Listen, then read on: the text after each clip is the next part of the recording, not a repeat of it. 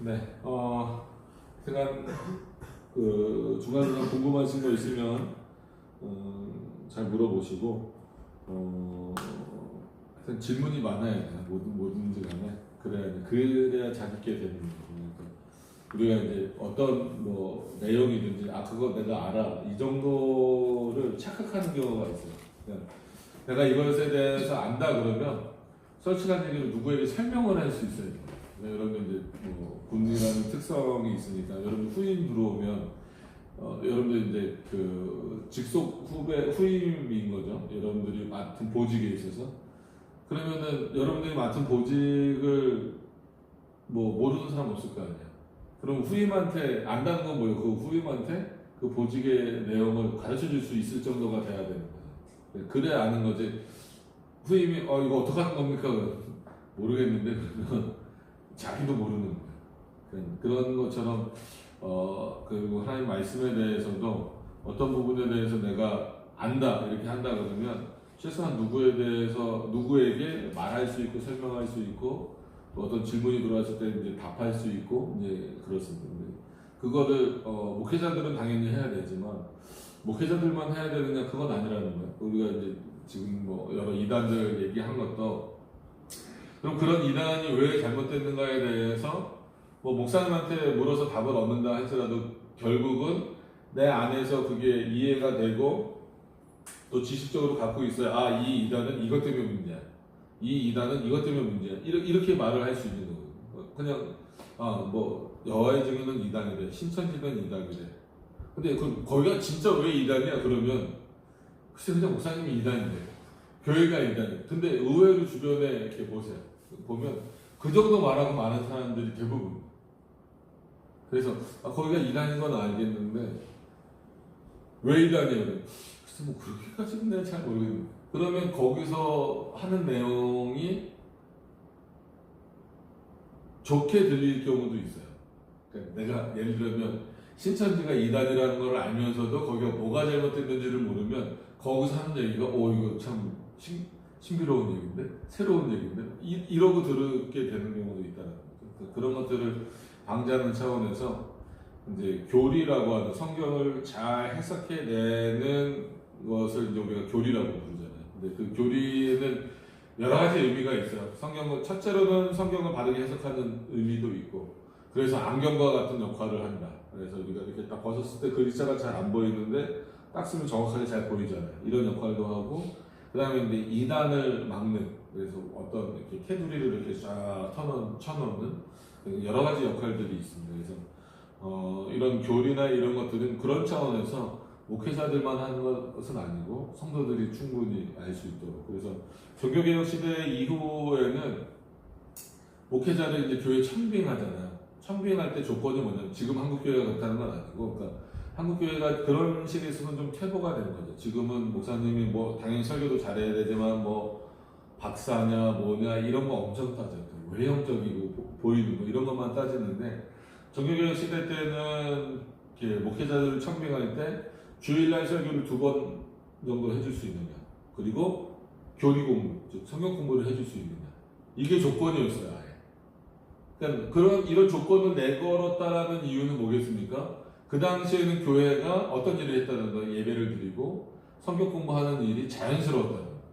그러니까 성도들도 이제 담임하는 목사님을 통해서 하나님의 말씀을 듣고 하나님의 말씀을 배우고 이렇게 훈련이 되다 보니까 마치 진짜 혼자 이렇게 떨어져 있어도, 왜냐하면 여러분 여기서는 이렇게 모여있지만 벌써 오늘 저녁만 가도 여러분들 내무실에 다 혼자 있는 거랑 마찬가지예요. 신앙적인 차원에서 보면, 그러니까 군인으로서는 동료라는 개념으로 있겠지만 이런 어떤 신앙적 얘기나 신앙적 차원에서는 여러분 거기 혼자 있는 거예요. 그러니까 여기 오면 참 주님 안에서 이런 교제를 나눌 수 있는 사람들이 많구나라고 생각이 들지만 벌써 요 작은 군대라고 하는 요 틀 안에서도 각자 내무실에 돌아가면 거기서 과연 이런 신앙적인 내용을 여기서처럼 나눌 수 있는 사람이 몇 명이나 있냐. 그러니까 한두 명 있을 수도 있고 아예 없을 수도 있잖아요. 그럼 거기 나 혼자 있는 개념이에요. 그런 차원에서. 그러면 여러분들 나중에 제대하고 나가면 어떨 것 같아요? 요즘에는 더욱이나 교회 잘 안 다닌단 말이에요.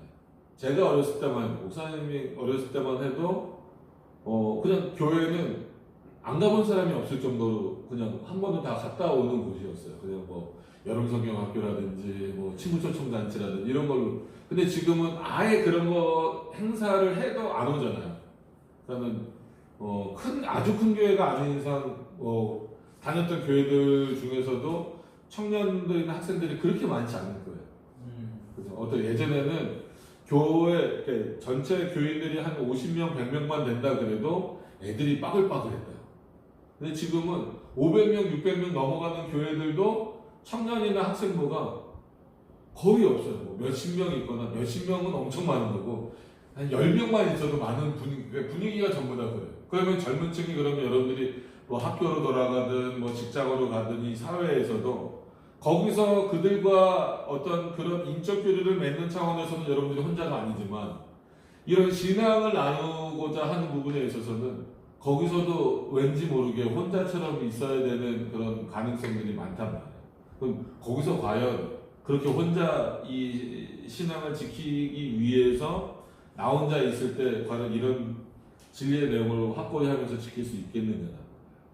그래서 교회가 성도를 정말 위한다면 가르쳐야 돼요. 그래서 교회 칼빈이 말할 때 교회는 성도의 어머니다. 그리고 교회는 말씀의 학교다. 성령의 학교다. 이렇게 표현을 했단 말이에요. 이게 두 가지 의미가 뭐예요? 어머니는 물론 어머니 품 좋죠. 그리고 감싸주고. 근데 어머니가 그것만 하는 건 아니잖아요. 자녀를 올바르게 교육시키는 일도 하는 거예요. 그러니까 교회는 어머니 같은 곳이기 때문에 품어주는 거예요. 누가 와도 신앙이 연약한 자들 아니면 신앙이 아예 없는 자들이 와도 품어주고 어떤 면에서는 이단이 오더라도 한편으로는 또 품을 수도 있어야 돼요.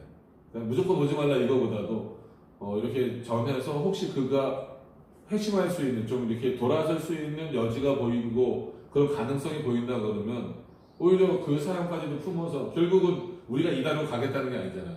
그런 사람을 바른 진리로 끌어들이기 위해서 마치 어머니 품처럼 품어줘야 되는. 근데 한없이 품기만 하는 건 아니죠. 여러분들도 자랄 때 엄마한테 혼 안 나고 자랐어요? 그렇지 않죠. 혼도 나죠. 그럼 엄마가 여러분들을 안 사랑하시는 게 아니잖아요. 사랑하니까 잘못한 것에 있어서는 혼을 내는 거잖아요.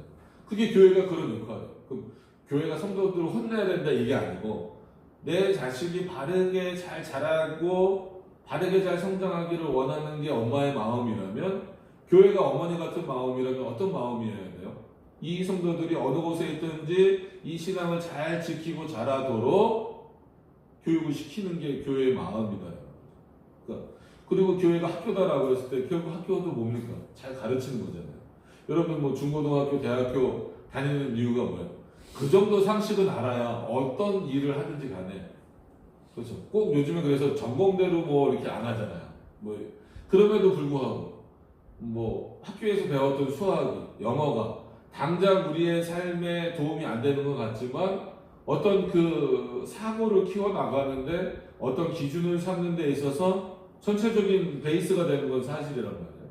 그러니까 그런 차원에서 학교는 반드시 우리에게 필요한 거죠. 그러니까 그런 부분에 있어서도 교회가 학교다라고 하는 이런 개념들을 우리가 잘 인식을 해야 되는 거죠. 그래서 군대 교회도 어떤 면에서는 그런 차원에서 어머니처럼 여러분들을 품는 장병들을 품는 마음과 더불어서 또 학교처럼 또 이렇게 그 말씀을 가르치는 어떤 그런 일들이 있어야 되는 거죠. 그래서 쉽지는 않은 내용입니다. 저희가 다루는 내용들이 그렇게 쉽지는 않지만 이런 어떤 이유가 있기 때문에 목사님도 계속 매주 하시는 거고 또 혼자 하셔도 되지만 이제 또 한 달에 한 번씩 저도 이렇게 또 불러주시는 거고 이제 그런 것 같아요. 그래서 오늘은 이제 지난 시간에 이어서 죄에 대한 부분을 좀 다루는 부분이에요. 그래서 15문이죠. 15문 이렇게 보시면 우리의 시조가 그러니까 우리의 시조니까 누구겠습니까? 아담입니다. 아담과 하와. 근데 이제 아담은 계속 말씀드린 것처럼 아담이라고 하는 그 한 사람을 얘기하기도 하지만 모든 인류를 대표하는 표현이다라는 거예요. 그런 차원에서 여기서 이제 시조 그랬으니까 이제 아담이죠. 그 아담이 창조함을 받은 본 지위에서 타락하게 된 죄가 무엇인가? 그래서 지난 시간에 기억이 혹시 나실 수 있을지 모르지만 창조된 아담의 상태는 어떤 상태다? 죄를 지을 수도 있고 악을 행할 수도 있는, 그러니까 선을 행할 수도 있고 악을 행할 수도 있는 상태로 하나님 창조하셨다. 그러나 그런 상태였는데 타락하게 됐잖아요. 타락이라는 거는 뭡니까? 기억을 떠올려 보시면 선과 악을 알게 하는 나무 열매를 따먹은 거. 그 열매 따먹은 게 뭔 타락입니까? 그게 왜 타락일까요? 그게 왜 타락일까요? 그걸 왜 그 선과 악을 알게 하는 나무 열매를 따먹은 거를 가지고 왜 타락이라고 할까요? 인간이 한 자기 스스로 한 거예요. 무엇에 대해서? 죄. 아니, 하나님의 명령에 대해서. 하나님이 뭐라고 말씀하신 거예요? 이 에덴 동산에 있는 것 모든 것을 다 너희들이 먹어도 되고 만져도 되고 가져도 되지만 뭐는 이 선과 악을 알게 하는 나무 열매는 너희가 먹으면 안 된다. 그럼 너희가 죽으리라 이렇게 말씀하신 거예요. 이게 하나님의 명령이잖아요. 그러니까 인간은 소유문단 1문에도 나오는 것처럼 존재하는 목적이 뭡니까? 하나님의 영광을 위한 거예요. 그렇기 때문에 우리는 하나님의 명령을 지켜야 되는 거죠. 아담도 마찬가지예요. 그러니까 열매를 따먹었다라는 행위 자체가 잘못됐다라기보다도 그 행위가 잘못된 이유는 하나님의 명령을 어겼기 때문이에요. 그렇죠? 그러니까 지금도 죄는 근본적으로 뭐냐면 하나님의 명령을 어기는 거예요. 이게 왜 중요하냐면 여러분들 그 누구한테 이제 전도할 때 우리는 다 죄인이다 이렇게 전도를 하잖아요. 그러면은 세상 사람들이 쉽게 받아들일 것 같습니까? 믿지 않는 사람들. 아, 나는 내가 왜 죄인이야? 내가 누구를 때리기를 해서 누구를 죽이기를 했어. 아, 난 신호도 잘 지켜? 나는 뭐 남의 거 뺏지도 않아?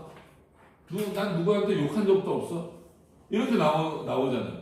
그럼에도 불구하고 믿지 않는 자들이, 그리고 심지어 우리 믿는 자들까지 왜 죄인이다라고 말하는 거죠? 하나님의 명령에 100% 순종하지 못하기 때문에. 그러니까 죄에 대해서 어떻게 생각하셔야 되냐면 죄는 하나님의 명령을 어긴 것이다. 이거를 여러분들이 인식을 하셔야 돼요. 그래서 지금 아무리 그리스도인으로 살고 있다고 할지라도 우리는 죄인입니까? 아닙니까? 죄인. 왜요? 저도 그렇고 여러분도 그렇고 하나님의 말씀을 100% 지키면서 산다는 건 거의 불가능에 가까운 게 아니라 불가능하죠. 그럼에도 불구하고 우리가 하나님 앞에 나와서 예배드리는 이유는 뭐예요? 그렇게 죄가 있음에도 불구하고 그리스도가 누구를 사랑하십니까? 우리를 사랑하시니까 그 그리스도의 은혜로 말미암아 여기. 그래서 우리는 하루를 더 살면 살수록 뭐가 더 많아지는 거예요? 죄가 많아지는 거예요. 빨리 죽어야 돼. 죄가 계속 많아지면 어떡할 거예요? 빨리 죽어야 돼. 진짜 죽으면 안 됩니다. 요즘에 부조리부터 많이 나오는데. 네. 근데 그럼에도 불구하고 이런 죄인의 모습을 우리가 살아가면서 은혜다라고 하는 이유는 뭐냐면 그리스도의 은혜가 주어지잖아요. 근데 그 그리스도의 은혜가 주어지는데 그 은혜가 얼마나 클까요? 그러면은 더 배럴의 개념에서 뭐보다는 더 클 것 같아요. 그러니까 힌트는 감싸주신다. 감싸주신다는 의미는 뭘 덮는다 이런 것도 있잖아요. 은혜 하나님의 은혜. 네, 그리스도가 날마다 우리에게 주시는 은혜가 우리를 감싸주시는 거고 우리의 뭐를 덮어주시는 거예요. 방금 내가 답을 얘기했었어요. 방금 전에. 우리는 날마다 살아가면 살아갈수록 뭐를 계속 그렇죠. 날마다 살아가면 살아갈수록 오늘도 저와 여러분들이 알게 모르게 죄를 짓고 있단 말이에요. 그러면 야 이거 하나님 앞에서 이렇게 죄를 날마다 축적해 가니 여러분들 몇 년 축적한 거예요? 그러니까 몇 살이에요? 21년 축적한 거예요. 그러면 형제님 몇 살이에요? 20살. 23년 축적한 거예요. 네. 깨는 얘기 친구. 네. 해야처럼. 그죠. 부모님 속에 있는 네. 아이들. 그죠. 거기도 분명히 성경에서 뭐라 그러냐면 너희는 어려서부터 악하다. 왜냐면 우리는 원죄를 유전받아야 된다. 아담을 통해서. 모든 인류가. 모든 힘이. 만약에 불가피하다고 네. 죽으면 어떻게? 태아 때 죽으면 뭐 이제 그걸 이제 장로교적으로 깊이 얘기하면 태아 때 죽은 아이도 택자와 유기자가 있다 이렇게 생각을 하는데 요즘에 보편 기독교에서는 태아 때 죽은 아이들은 그래도 좀 그리스도의 은혜로 구원을 받지 않겠느냐 이런 의견도 있어요. 그래서 그거는 저는 명확한 답을 갖고 있지만 여기가 이제 장로교 교리만을 가르치려고 엄청 저기 하는 것은 아니기 때문에 이게 두 가지 답이 있다, 견해가 있다 이렇게 이해를 하시면 좋을 것 같아요. 네. 그러니까 우리가 원죄, 오리지널 신이라고 하잖아요. 그거 원죄를 계속 이어갔기 때문에 우리 안에는 그리스도 안에서 중생된다 할지라도 계속해서 이 죄된 모습이 있는 거예요. 합동 고신 순복입니다. 아니 뭐 저 합동인데? 합동 고신 순복. 여기 순복음도 계시니까. 신은 뭐 그러니까 교단 이름이에요. 장로교입니다, 장로교. 네. 시계를 보신. 다니는 교회 때 얘기해 준 대로 고신이다. 그런 거 되게 잘 찾는. 자, 이게 다시 돌아와서 그러면 그렇게 죄를 지을 수밖에 없는데 그리스도의 은혜는 그 죄를 덮을 만큼의 은혜다. 그러니까 우리가 사는 거예요. 그러면 그리스도의 은혜가 우리의 죄를 덮어주시니까 날마다 마음대로 죄지면서 살면 됩니까? 그러지 않죠. 그리스도의 은혜가 그렇게 크다라는 걸 알면 어떻게 하려고 하는 거예요, 우리가 스스로. 그렇죠. 이 죄로부터 내가 멀어져야 되겠다. 그럼 죄로부터 멀어지는 방식은 어떻게 보면 세상으로부터 멀어진다라는 개념이잖아요. 그럼 왜 우리가 그럼 세상으로부터 멀어지는 게 죄로부터 멀어지는 겁니까? 라고 했을 때 이 세상은 하나님의 말씀을 듣지 않는 문화로 이미 많이 흘러가 버렸잖아요. 뭐 술 먹는 문화, 담배 피는 문화, 할 것 없이 뭐 어떤 그런 뭐 성적인 문화 아니면 심지어 어떤 뭐 우리나라의 어떤 그런 배경이 되는 우리나라는 유교 문화권이고 불교 문화권이고 그러니까 오히려 한국의 전통이나 이런 걸 찾다 보면 자연스럽게 하나님의 말씀보다 하나님의 말씀이 아닌 다른 것을 막 비나이다 신앙 동지팥죽 막 해놓고 그 동지팥죽 해놓는 이유가 뭐야? 귀신 들어오지 말라고. 귀신이 빨간색 싫어한다. 진짜 그렇습니까? 아니죠. 그러니까 우리나라 사람들 그렇게 생각하는 거죠. 그러다 보니까 그게 자연스럽게 교회 안에도 문화가 들어오니까 부활절날 하얀 소복 입고 막 오고 목사님들도 하얀 양복 입고 오고 막 그래요. 근데 그건 전형적인 우리나라 문화예요. 왜냐면 예수님이 부활하셨던 저 중동 지역을 생각해 보면 부활절날 하얀 옷 입는 사람 아무도 없어요. 간만한 문화권이 그래요. 그러니까 예수님의 얼굴도 미국에서는 어떻게 됩니까? 아주 잘생긴 그 백인으로 그리죠. 우리나라에서는 갓 쓰고 있어요. 도포 입고. 그러니까 이게 그 문화권에 있는 거예요. 흑인들은, 예수님은 흑인이래잖아요. 근데 예수님은 그냥 인류학적으로만 보면 어디 사람하고 제일 비슷할까요? 아시아도 아니죠. 그렇죠. 중동 사람하고 제일 비슷하겠죠. 뭐 어떻게 생겼는지 우리가 정확하게 확인할 수는 없지만 그러니까 이런 오류에 다 빠지고 있기 때문에 그러니까 인간이 이래요. 인간이 자기 생각에 깊이 들어가면 하나님 찾을 수 있으면 좋은데 그렇게 못하게 하셨다. 너희가 너희의 노력으로는 못 찾게 했다. 그래서 아주 작은 세계로 들어가도 하나님이 발견되지 않아요. 아주 큰 세계로. 그래서 뭐 이거는 여기 와서도 몇 번 말씀드린 거지만 지금 작은 세계 어느 정도까지 알고 있어요? 작은 세계. 이 작은 입자. 그런 꾸학, 꽌툼 이 정도까지 가요. 물리학하잖아요. 그러면은 저번에 얘기했던 것처럼 그 원심 간섭기 지금 우리나라에서 최고로 많이 돌릴 수 있는 게 뭐라고요? 10의 마이너스 43승짜리 원자예요. 네, 아마 들어보긴 하셨을 거예요. 본인이 직접 봤는지 안 봤는지 모르지만 그렇단 말이에요. 거시 세계로 가면 뭐 어마어마한 세계잖아요. 우리가 겨우 발견해낸 것만 하는 거지. 그러니까 과학자들이 뭐예요? 우주는 팽창한다. 근데 실제는 팽창한 게 아니잖아요. 그러니까 우리 신앙의 눈으로 보면 여러분들은 그래서 어떤 면에서는 이 세상적인 눈도 가져야 돼요. 그건 뭐냐면 과학이 있으니까 이 과학적인 눈으로 과학적인 기준으로 보면 계속해서 이 그 거시 세계가 발견이 되니까 그거를 과학자들은 우주가 팽창된다는 것처럼 보는 거예요. 근데 우리 입장에서는 이미 하나님 만들어 놓으신 세계인데 인간이 이제 겨우 그 정도 발견해 나가는 거죠. 그러니까 이런 신앙적, 그래야 그런 과학적 사고를 갖고 있는 사람들과 신앙적인 어떤 대화도 통하고 그들에게 밀리지 않을 수 있어요. 그러니까 이왕 얘기가 나왔으니까 미분 적분에 있어서 시간은 적분이 됩니까 안 됩니까?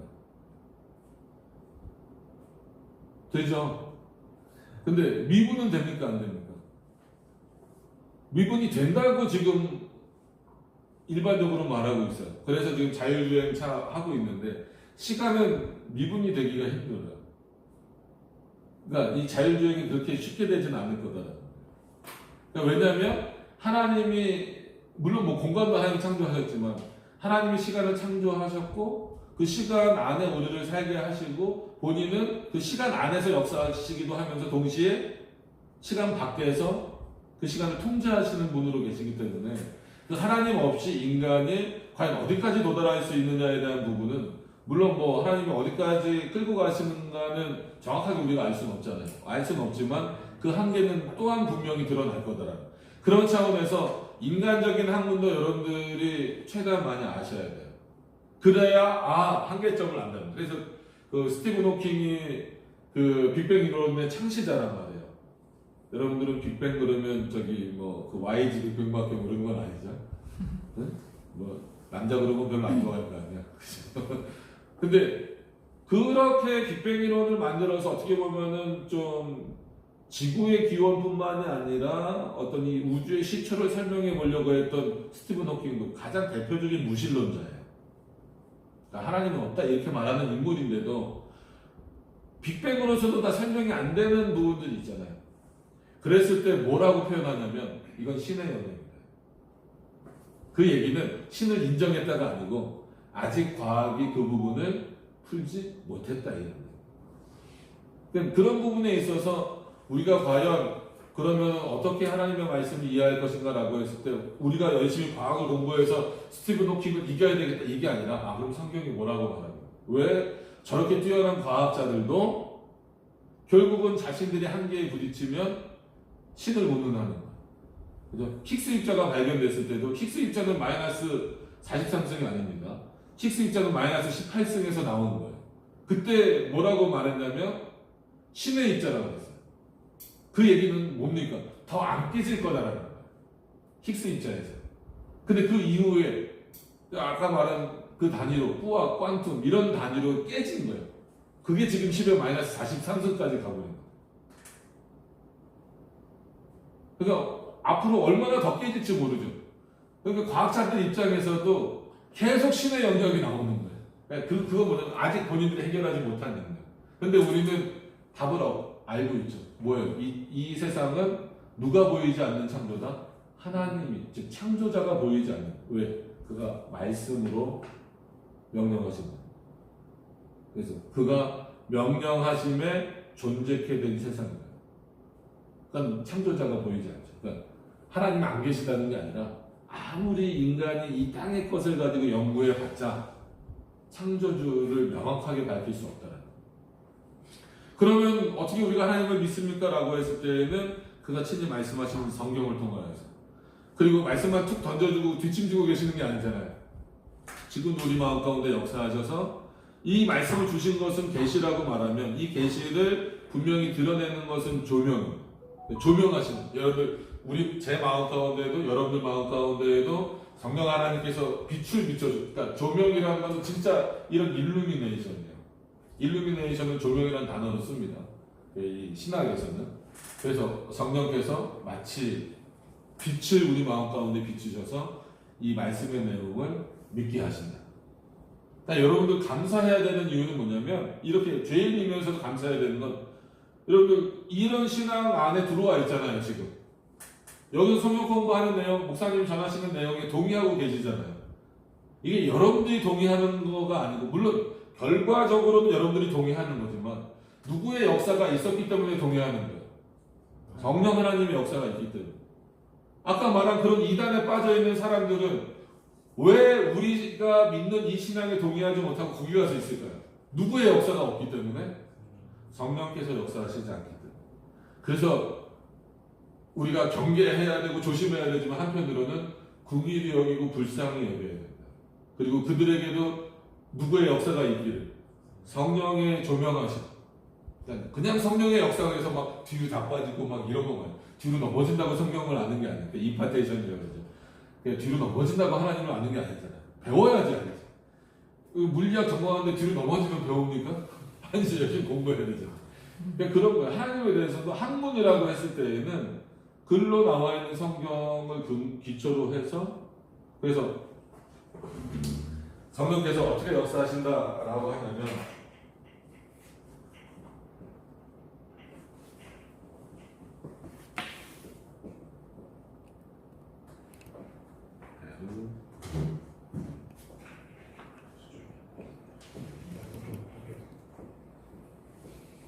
풍배로 폐허배로 그래서 성령께서는 성경과 함께 그리고 성경을 통하여 역사하신다.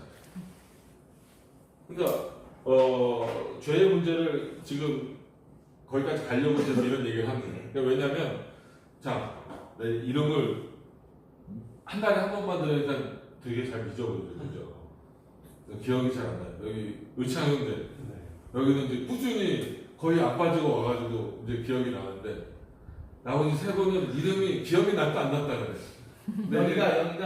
여기가 김경우. 네. 여기가 여기가 이거 목사님도 지금 계속 여기가 그러고 있잖아요. 여기가 윤준서. 여기가 아 왜 오답을 그러니까 말씀하세요? 김경우, 김현수. 아니 정확하게 얘기해 주세요. 김경우, 이성희, 김현수. 아니 나는 모르지. 장난 넘어가. 자 그러면 그냥 익숙하니까 의창 형제가 자기를 설명하는 책을 이렇게 썼어요. 예를 들어서 어떤 성이 뭐예요? 의창 한 의창이 누군가에 대해서 한 이창이 누군가 이런 책을 딱 썼어 본인이. 그러면 본인에 대해서 설명을 할 때는 이 책을 통해서 설명하는 게 제일 좋죠. 근데 실컷 이거를 써놓고 이거는 딱 빼버리고 이거는 이렇게 딱 지워버리고 다른 얘기를 해요. 그러면은 그게 제대로 설명을 한 겁니까? 안 한 겁니까? 안 하게 된 거예요. 그리고 의창 형제가 이걸 썼어. 그러면 만약에 이제 또 그새 까먹었다. 정우 형제가 의창 형제에 대해서 알고 싶으면 직접 물어봐도 되지만 만약에 물어볼 수 없어. 물어볼 수 없는데 알아야 돼. 그러면은 뭘 통해서 알 수밖에 없어요. 이걸 통해서 알 수밖에 없죠. 근데 이걸 통하지 않고 기도하면서 알 수 있습니까? 이걸 통하지 않고 어떻게 알 수 있을까요? 없거든요, 솔직한 얘기. 그렇기 때문에 하나님도 자기 자신을, 즉 하나님 자신을 설명해 놓으신 게 뭐예요? 그게 성경. 그래서 제가 자주 쓰는 편이지만 성경에서는 사람을 발견하지 말라. 아니 성경에 그렇게 많은 사람들이 나오는데 그 얘기는 뭐 모세 얘기하지 말아라, 다윗 얘기하지 말아라 그게 아니고 모세 얘기를 우리가 본다고 하면 그 모세에게 역사하신 하나님이 누군가 그거를 깨닫는 게 성경을 깨닫는 거예요. 야 모세는 훌륭하네, 다윗은 훌륭하네, 욥은 훌륭하네. 그러니까는 막 자녀를 위해서도 우리 애가 욥처럼 되게 해주세요. 그럼 욥처럼 되려면 어떻게 해야 됩니까? 한 번은 하나님한테 뒤지게 혼나야 돼. 그죠? 자기 몸을 막 기와짝으로 긁을 정도 되고 아내도 떠나고 자식도 다 죽고 막 이래야 돼. 그럼 내 아들은 우리 아들은 다윗처럼 되게 해주세요. 그럼 성범죄 한번 저질러야 돼. 그죠? 내 아들은 모세처럼 되게 해주세요. 그럼 어떻게 해야 돼요? 하나님 앞에 한번 내들어야죠. 사람을 죽이고. 그렇기 때문에 다 훌륭한 사람이에요. 그죠? 모세도 훌륭하고 다윗도 결국 훌륭하고 욥도 훌륭한 사람이에요. 그럼에도 불구하고 그 사람들의 믿음을 본받는다는 것은 결국 뭡니까? 그들에게 역사하신 하나님이 누군가? 하나님이 도대체 어떤 분이시길래 나는 입이 어두나다라고 말했던 모세도 쓰셨고 다윗도 쓰셨고 바울도 쓰신 거. 바울은 어떤 인물이었습니까? 스데반이 돌 맞아 죽을 때 자기가 직접 돌을 던지진 않았지만 돌을 잘 던지라고 옆에 사람들 나 이거 던지려니까 좀 옷이 두꺼워. 놔줘 내가 들고 있을게. 그래서 주변에서 돌 던지는 사람들의 옷을 들고 있었어요. 누가? 바울이. 그 얘기는 뭡니까? 직접 자기가 돌을 던지진 않았어도 스데반, 즉 예수 그리스도를 전하는 스데반은 죽어 마땅하다라고 생각적으로 동참한 거예요. 그럼 그 돌 던지거나 마찬가지죠. 그런 바울을 예수님이 바꾸셨잖아요. 그러면 도대체 하나님이 그렇게 바울을 바꾸신 이유가 뭘까? 그리고 어디서 만나셨어요? 다메섹 도상이면은 지금 예수님 믿는 사람들 잡으러 가는 길이었어요. 거기서 예수님이 만나신 거잖아요. 바울을. 그러니까 그렇게 돌이키셔서 사용하시는 하나님의 역사를 봐야 된다는 거죠. 그래서 성경에서는 누가 드러나야 돼? 하나님이 누구시. 왜 이런 얘기를 드리냐면 결국은 하나님을 알기 위해서는 하나님은 뭘 보고 나를 알라는 거예요? 성경을 통해서 나를 알라. 그래서 우리가 성령의 역사 그러면 아주 신비로운 거 그런 은사들처럼 보이면 뭐가 보인다, 뭐가 들렸다, 뭐가 잘못 들리면 그건 정신과 치료를 받아요. 그래서 예수전환처럼 무전여행 이렇게 하면서 하나님 어디로 갈까요? 왼쪽으로 갈까요? 오른쪽으로 갈까요? 그럼 하나님은 막 알려주신다잖아요. 그래서 너무 극단적인 거죠. 그러니까 성령의 역사를 너무 제한적으로, 그거야말로 제한적으로 하는. 그러니까 전통적으로 우리 신앙의 선배들은 성령께서 우리에게 역사하신다라고 하는 것에 있어서 가장 큰 거를 성경을 알게 하신다. 궁극적으로 하나님을 믿게 하시는 믿음을 주신다. 그래서 여러분 믿음으로 구원받았잖아요. 저도 믿음으로 구원받았어요. 여기서 믿음 말고 다른 걸로 구원받는 사람 있습니까? 없어요. 근데 여러분들이 믿은 거죠. 인정합니다. 그럼에도 불구하고 우리 안에 믿음은 분명히 뭐라 그랬어요? 선물이라고 그랬잖아요. 그럼 그런 선물을 주신 하나님 앞에 감사하는. 그래서 의창형제가 정욱 형제가 맞죠? 네. 정욱 형제가 현수는 제가 이제 예전에 두산을 예전이 아니라 지금도 두산을 좋아하는데 이제 LG로 가버렸지만 김현수라고 아주 잘하는 선수가 있어서 안 잊어버릴 거예요. 이름 뭐라 그랬지? 한 번만 더.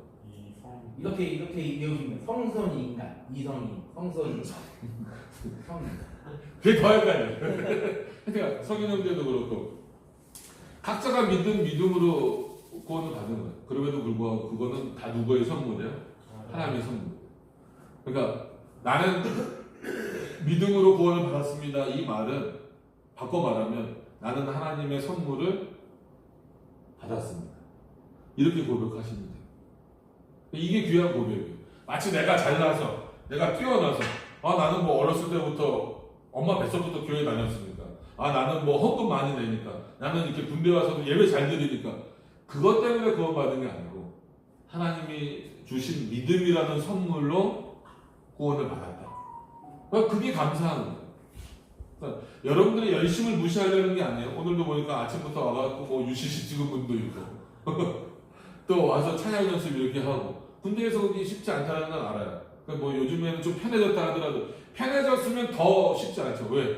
예전에는 계속 말씀드리지만 군대가 도피처예요. 교회가 도피처예요. 왜? 휴일날 이렇게 있잖아요. 토요일날, 주일날 자대 있잖아요.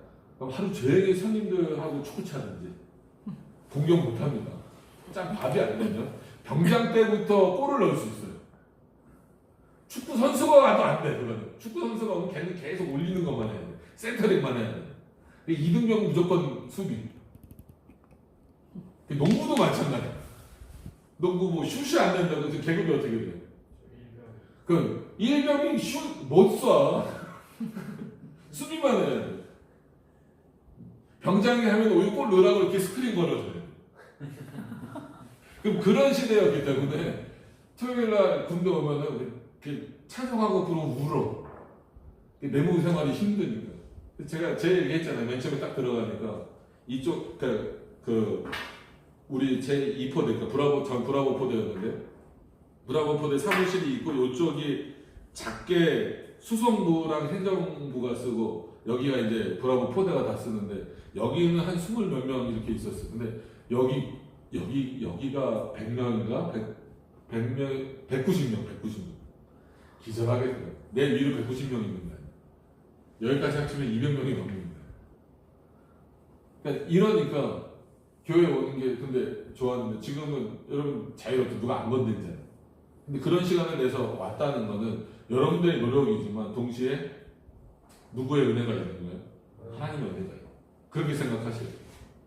네. 그럼에도 불구하고 다시 돌아가서 오늘 본문으로 말하면 그럼에도 불구하고 그렇게 내가 하나님을 섬기고자 하고 하나님께 예배하고자 하고 그런 마음이 있음에도 불구하고 우리의 본성은 어떻다? 여전히 악하다. 네. 그리스도로 인하여서 우리가 구원받았다. 그리스도가 우리의 원죄를 용서해 주셨고 우리의 자범죄죠. 우리가 살아가는 모든 죄를 용서해 주셨다 할지라도 우리의 본성은 그 죄된 본성, 즉 하나님을 떠나서 자신으로 향하고자 하는 그런 마음이 있더라. 그게 요즘에서 교육에서는 뭐 자존감을 높여라, 뭘 높여라 이런 식으로 나가고 있을 뿐이지 다 하나님으로부터 등을 돌리고 내가 원하는 길로 가고 있고 그러니까 신앙생활을 하더라도 그냥 복 받으려고 해요. 그러니까 요즘 사람들 중에는 특히나 우리나라도 뭐 강남이나 이런 데서는 구원 이런 건 별로 상관없어. 그냥 뭐 종교생활 아니면 그냥 이 땅에서 잘 되는 거 이 정도에만 머물러 있는. 근데 우리가 원래 하나님을 믿어야 되는 그 근본적인 이유는 뭡니까? 이 땅이 아니고 영원한 하나님의 나라 천국에 가기 위한 거죠. 그러니까 이 땅은 나그네 길이라고 해요. 칼빈이 이 땅은 나그네 길이라고 했어요. 그래서 구약에 하나님 이스라엘 백성들을 광야길로 돌리시잖아요. 애굽에서 나오게 하셔가지고 가나안 땅까지 직선거리로 솔직한 얘기로 한 11일이면 가요. 근데 거기를 40년을 돌리셨단 말이에요. 그래서 인생길을 이 광야길, 나그네길 이렇게 표현한다는 거예요. 그럼 저도 그렇고 여러분도 그렇고 나그네길을 가는데 나그네는 분명한 목적이 있는 거예요. 그죠? 뭐 우리나라로 말하면 뭐 합니까? 그 예전에 과거 시험 이런 거 보러 가잖아요. 그럼 저기 울산 산다고 했잖아요. 울산에서 한양까지 걸어오려고. 끔찍하지만 그때는 그 걸어가야 된다. 말을 타든 뭐라든 걸어가야 된다. 근데 중간에 걸어가다가 어떤 때는 뭐 그냥 좀 다 쓰러져 가는 집에서 잘 수도 있죠. 뭐 걸어가니까 뭐 지금처럼 뭐 야놀자나 이런 데서 뭐 숙소 예약하고 가는 거 아니잖아요. 가다가 여기 하룻밤만 잘 수 있어 이렇게 하고 자는 거잖아요. 어떤 때는 또 갔더니 뭐 아주 좋은 집이야. 그럼 거기 눌러서 살 겁니까? 아니죠. 궁극적으로 어디 가야 돼? 한양 가야 되는 거잖아요. 나그네는 그런 차원에서 아무리 좋은 곳이 중간에 눈에 보이더라도 거기 머무르지 않고 자기가 가야 되는 목적을 향해 가야 되는 거예요.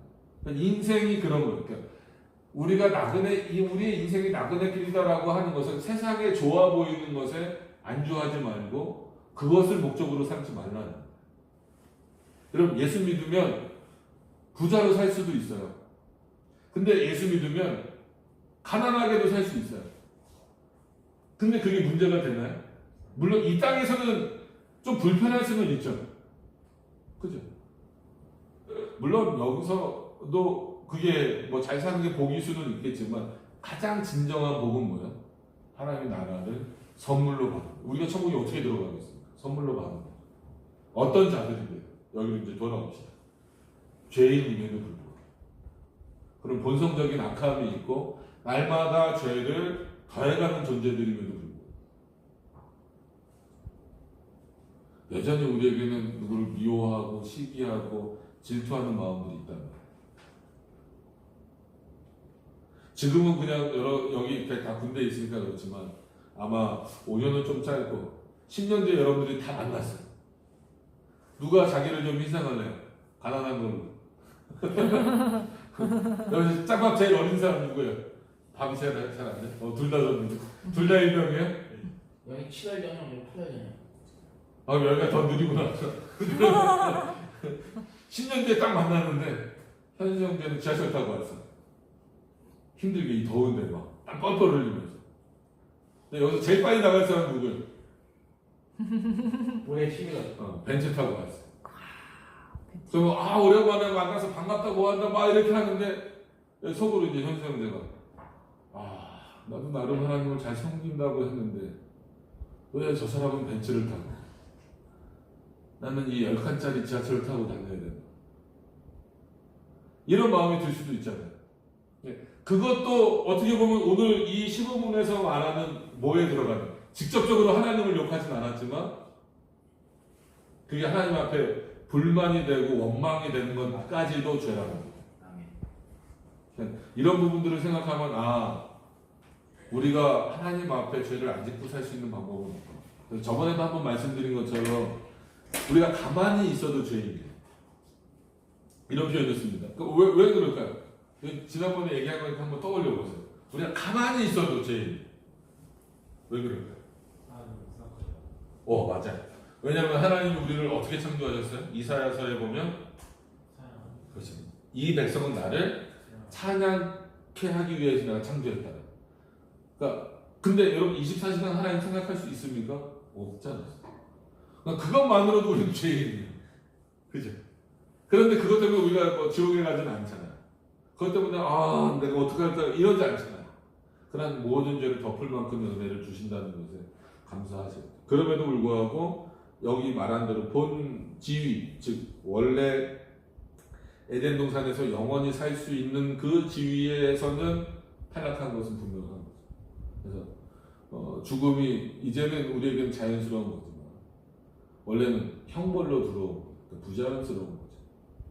그런 차원을 여러분들 기억하시면서 16문 넘어가서 보시면 모든 인종은 아담의 첫 범죄 중에 타락하였는가. 맞습니다. 그래서 보통 상류법이라고 하는 그러니까 정상적인 그런 방법으로 태어난 사람들은 전부 다 그 죄 가운데서 태어난다. 그래서 아담으로 더불어 언약을 세운 것은 저만 위하여 하신 것이 아니요 그 후 자손까지 위하여 하신 것이므로 즉 행위 언약이잖아요.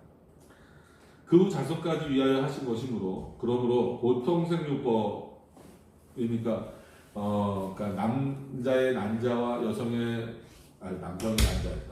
남성의 정자와 여성의 난자가 합쳐져서 수정된 모든 인간에게 있어서는 전부 다 보통 생육법이다 이렇게 부르고. 그러니까 현대 과학이 위험한 거는 여러분 남자의 염색체는 어떻게 됩니까? XY죠. 여성의 염색체는 어떻게 됩니까? XX죠. 근데 지금 요즘에 연구하는 거는 뭐 인간 그 체세포를 가지고 체세포라든지 줄기세포나 이런 걸 가지고 이렇게 복제, 양이나 뭐 이런 거 복제하듯이 복제하려고 하는 것도 있고 또 하나는 뭐예요? 이 염색체를 가지고 각자가 다른 어떤 그 염색체 없이 한마디로 그 번식을 할 수 있는 그 연구를 계속 하는 거잖아요. 그러니까 과학 굉장히 위험한 거죠. 그러니까 만약에 이런 연구가 된다고 하면 어떤 인간이 태어날 수 있을까요? 영혼 없는 인간. 그러니까 인간 복제가 어려운 이유는 뭐냐면 양도 성공하고 뭐 일찍 죽든 뭐 하든 간에 양도 성공하고 뭐 사자도 성공하고 막 그랬잖아요. 그런 부분들이 있는데 제일 어려운 거는 인간은 외부 단백질. 제가 그 사진을 저는 갖고 있는데 혹시라도 다음에 잊지 않으면 한번 갖고 와서 보여드릴게요. 그러니까 이 수정이 돼서 쭉 여러 배반폭이라고 그러죠. 맨 처음에 수정되면 인간 요만하잖아요. 그 다음에 몇 개로 분할됩니까? 2개, 4개, 8개, 16개 이렇게 쭉 나가잖아요. 24개로 이렇게 쭉 나간다고. 그래서 하는데 이런 수정 과정이나 이런 과정에서 외부로 이렇게 들어오는 어떤 물질이 보여요. 단백질 그러니까 형태의 물질. 도저히 이걸 찾아내지 못하는. 이게 어떤 것일까? 그러니까 이게 복제가 현재적으로는 안 되는 차원. 우리는 이제 저걸 이제 영혼의 영역으로 생각할 수 있는 거죠. 그러니까 그럼 보통 생리법으로 출생하는 인종은 모두 그 안에 있어서 그의 첫 범죄에 참여하여 그와 함께 타락하였다. 그러니까 이거는 원망의 부분이 아니고 우리가 그런 존재일 수밖에 없다라고 하는 것을 인정해야 되는 그런 부분이에요. 그러니까 만약에 의문을 갖는다 그러면 하나님이 왜 에덴 동산에 선과 악을 알게 하는 나무를 만드셨습니까? 이거부터 의문이 들 수밖에 없겠죠. 근데 성경에서 이제 로마서나 이런 데 근거로 해서 너는 힐문하지 마라. 그러니까 힐문은 뭐냐면 나한테 따지든 묻지 말라. 내가 그렇게 할 수 있는 권한이 있기 때문에 하는 거다. 그러니까 그런 권한이 있는 자가 꼭 모든 것을 이유를 다 대고 해줄 필요는 없잖아요. 그죠? 그러니까 그런 부분에 있어서 하나님이 그렇게 하시고자 한 부분이 있기 때문에 우리는 그러니까 아담 이래 모든 인류는 타락했다라고 하는 거예요. 그러니까 죄 가운데 있다라는 거예요. 그러니까 우리가 지금 예수 그리스도로 인하여서 용서함 받았기 때문에 지금 이 죄로 인하여서 지옥에 가지 않는다라고 하는 것이지. 이쪽으로 앉으세요. 카메라 때문에 아마 그러십니다. 아, 네. 우리가 죄인이 아니다 이러면 안 돼. 그래서 언젠가 한번 말씀드린 건 루터의 표현처럼 좀 약간 조심해야 되긴 하지만 우리는 죄인이면서 동시에 의인이다. 그러니까 왜냐하면 하나님이 우리를 법정적인 의미로 칭의인은 결국 우리를 의롭게 하심이다라는 표현이란 말이야. 그러니까 그런 차원에서는 법정적인 용어로 우리를 의롭게 하셨다. justification 이렇게 부르요. 그래서 이제 구원의 서정이라고 하는 우리를 부르시고 중생시키시고 의롭게 하시고 또 양자 삼으시고 거듭나게 하셨다라고 했을 때 그 용어들을 거의 다 이제 칭의 이후부터는 법정적인 용어를 써요. 그러니까 법정적인 용어라는 건 뭐냐면 실제 우리가 아직 그 수준까지 도달하지는 못했어도 하나님이 우리를 그렇게 여겨주신다. 그렇게 누구를 우리의 중보자 되신 그리스도로 인하여서 지금 우리는 그래서 여기 계신 분들이 중생되었다라고 한다면 그럼 중생된 자들을 의롭게 하시고 의롭게 하신 자들을 아들로 삼으시고 그들을 거룩하게 하신다.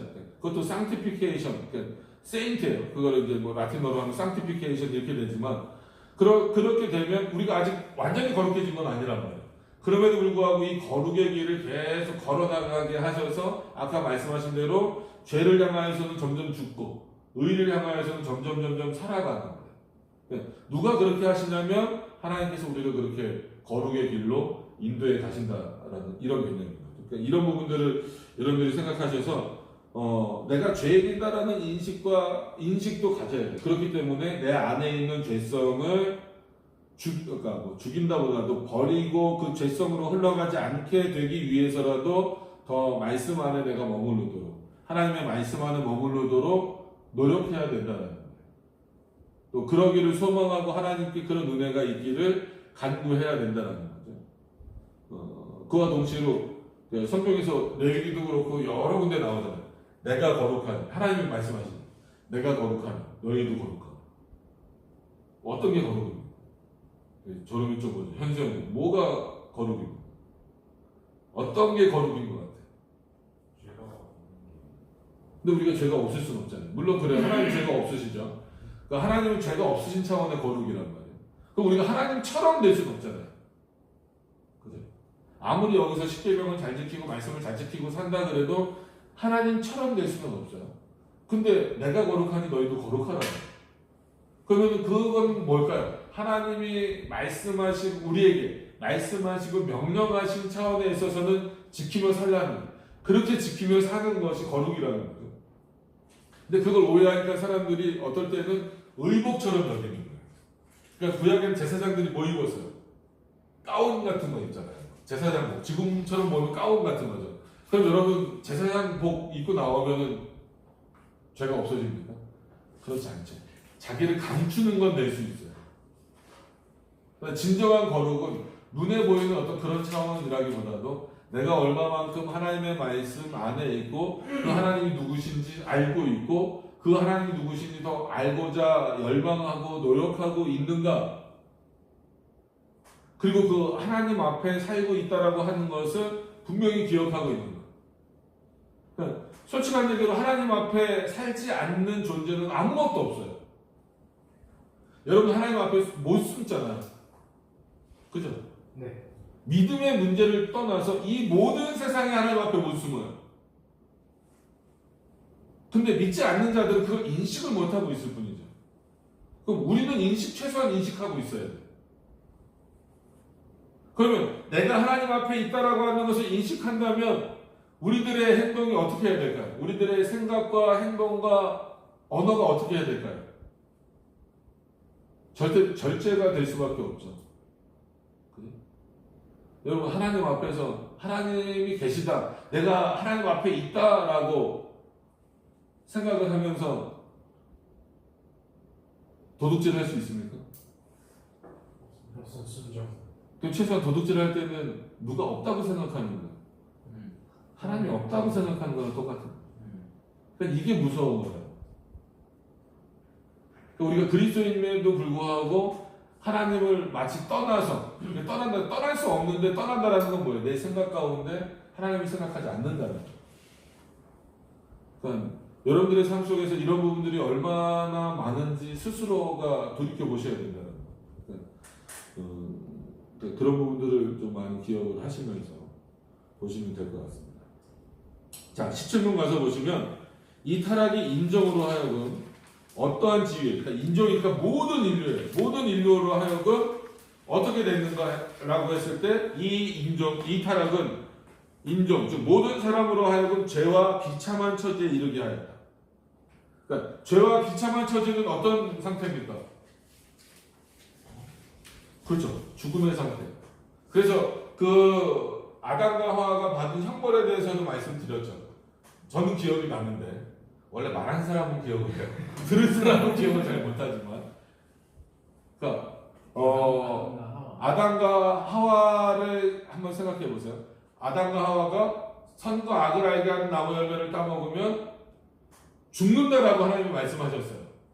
그럼 그 일이 선과 악을 알게 하는 그 열매를 따먹고 나서 실제 일어났을까요? 안 일어났을까요?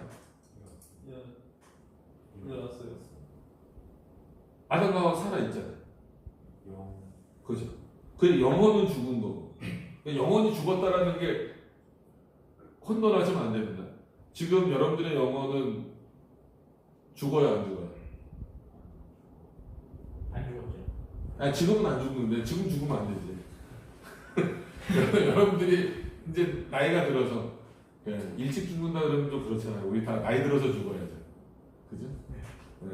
나이 들어서 죽으면 우리의 육신은 죽지만 그때도 영혼은 죽어요, 안 죽어요? 안 죽는 겁니다. 그 즉시로 천국이나 지옥에 가는 건데 뭐 여기서 지옥 갈 분들은 안 계신다라고 믿어요. 그럼 우리의 영혼은 안 죽어. 근데 그럼에도 불구하고 아담과 하와가 타락했을 때 그 영혼이 죽었다라고 표현한다는 거예요. 그럼 도대체 뭐가 영혼이 죽었다라고 표현하는 건가? 죄가 들어왔다도 답이 되지만 하나님으로부터 멀어졌다라는 것 자체가 그 영혼이 죽었다라고 말합니다. 그러니까 우리가 지금도 믿지 않는 사람들에 대해서는 그 영혼은 죽었다라고 말해요. 그러니까 한편으로는 그 영혼도 안 죽는 거죠. 어떤 면에서 보면, 존재론적인 면에서 보면 그 영혼도 우리 믿는 사람들뿐만 아니라 안 믿는 사람들의 영혼도 죽는 겁니까? 안 죽는 겁니까? 안 죽는 거예요. 그럼에도 불구하고 그 영혼이, 우리는 여전히 지금도 믿지 않는 자들을 향하여서는 당신들의 영혼은 죽었습니다라고 말하는 것은 뭐예요? 뭘 근거해서? 믿음이 없다는 거죠. 그러니까 그렇기 때문에 그때도 하나님께서 아담과 하와의 육신의 죽음은 뒤로 딜레이 시켜 주셨지만 그들의 영혼은 바로 죽게 하셨어요. 즉, 더 이상은 너희들의 노력으로는 나를 찾아올 수 없도록 하셨어요. 내가 너희들에게 다시 찾아가지 않는 이상은 안 된다는 거예요. 그래서 육신의 죽음을 뒤로 밀어주신 것은 엄청난 은혜라는 거예요. 육신도 죽이실 수 있잖아요. 안 죽이신 이유가 뭘까요? 회복의 길을 주시는 거예요. 당장 그 영혼이 죽었다 할지라도 다시금 그 영혼이 회복돼서 하나님 앞으로 돌아오도록. 그러니까 우리도 태어났을 때는 어떤 상태라는, 마치 영혼이 죽은 것과 같은 상태라는. 그런데 그 안에서 우리를 부르시고 또 중생, 거듭난다는, 단순히 엄마 뱃속에 들어갔다 나오는 게 아니라 그랬죠. 본 어게인이라는 단어를 쓰기도 하지만 리제너레이션, 완전히 새롭게 된다라는 단어를 쓰는 거예요. 우리를 완전히 새롭게 바꾸셔서 우리의 영혼을 살리신다는 거예요. 그때 살린다는 건 뭐예요? 하나님의 형상이 회복되는 방식. 그죠? 그러니까 하나님의 형상이 회복되는 것은 뭡니까? 그가 손이 있어요, 눈이 있어요, 그게 아니잖아요. 원래 하나님이 우리를 창조하신 목적대로 회복된다는 거예요. 그러니까 하나님이 우리에게 눈을 주신 이유는 뭐예요? 누구를 바라보라고? 에스파버라고 그러는 게 아니고. 왜냐면 우리 첫째가 에스파를 엄청 좋아해. 에스파버라고 그러는 게 아니고 하나님을 말하고. 근데 하나님을 믿기 전에는 이 눈을 가지고 진짜 세상을 바라보는 거잖아요. 가치관도 그렇고 진짜 보는 것도 그렇고. 근데 중생된 이후에는 이 눈을 가지고 누굴 보라는 거예요. 아, 하나님이 누구신가를 보라는 거예요. 그래서 내가 어디서 무엇을 하고 있든지 간에 내 목적은 뭐여야 돼요? 하나님께 영광이어야 된다. 그러니까 여러분들이 무슨 일을 하든지 간에 뭐 하고 싶어요? 꿈이 뭐예요? 꿈. 하고 싶은 게 네. 지금 말고 지금은 뭐 뭘 하고 싶은 게 어디 있겠어요? 일별 빨리 집에 가고 싶은 거 아니고.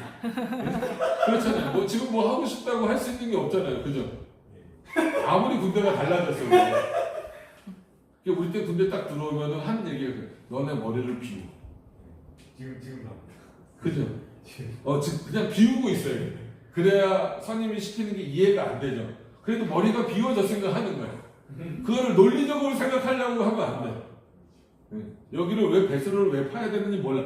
파려면 그냥 파는 거야. 지금 말고 나중에 제대하고 나서 뭘 하고 싶고 그냥 꿈이 뭐야? 저 회사에서 일하다가 그냥 하나님 이렇게 그럼 그 일을 통해서도 궁극적으로는 성인 형제가 어떠해야 되는 거예요? 내가 이 일을 해서 먹고 살고 나중에 가정도 꾸미고 자녀도 뭐 기르고 이렇게 해야 되지만 이런 목적들도 있지만 궁극적으로는 하나님의 영광.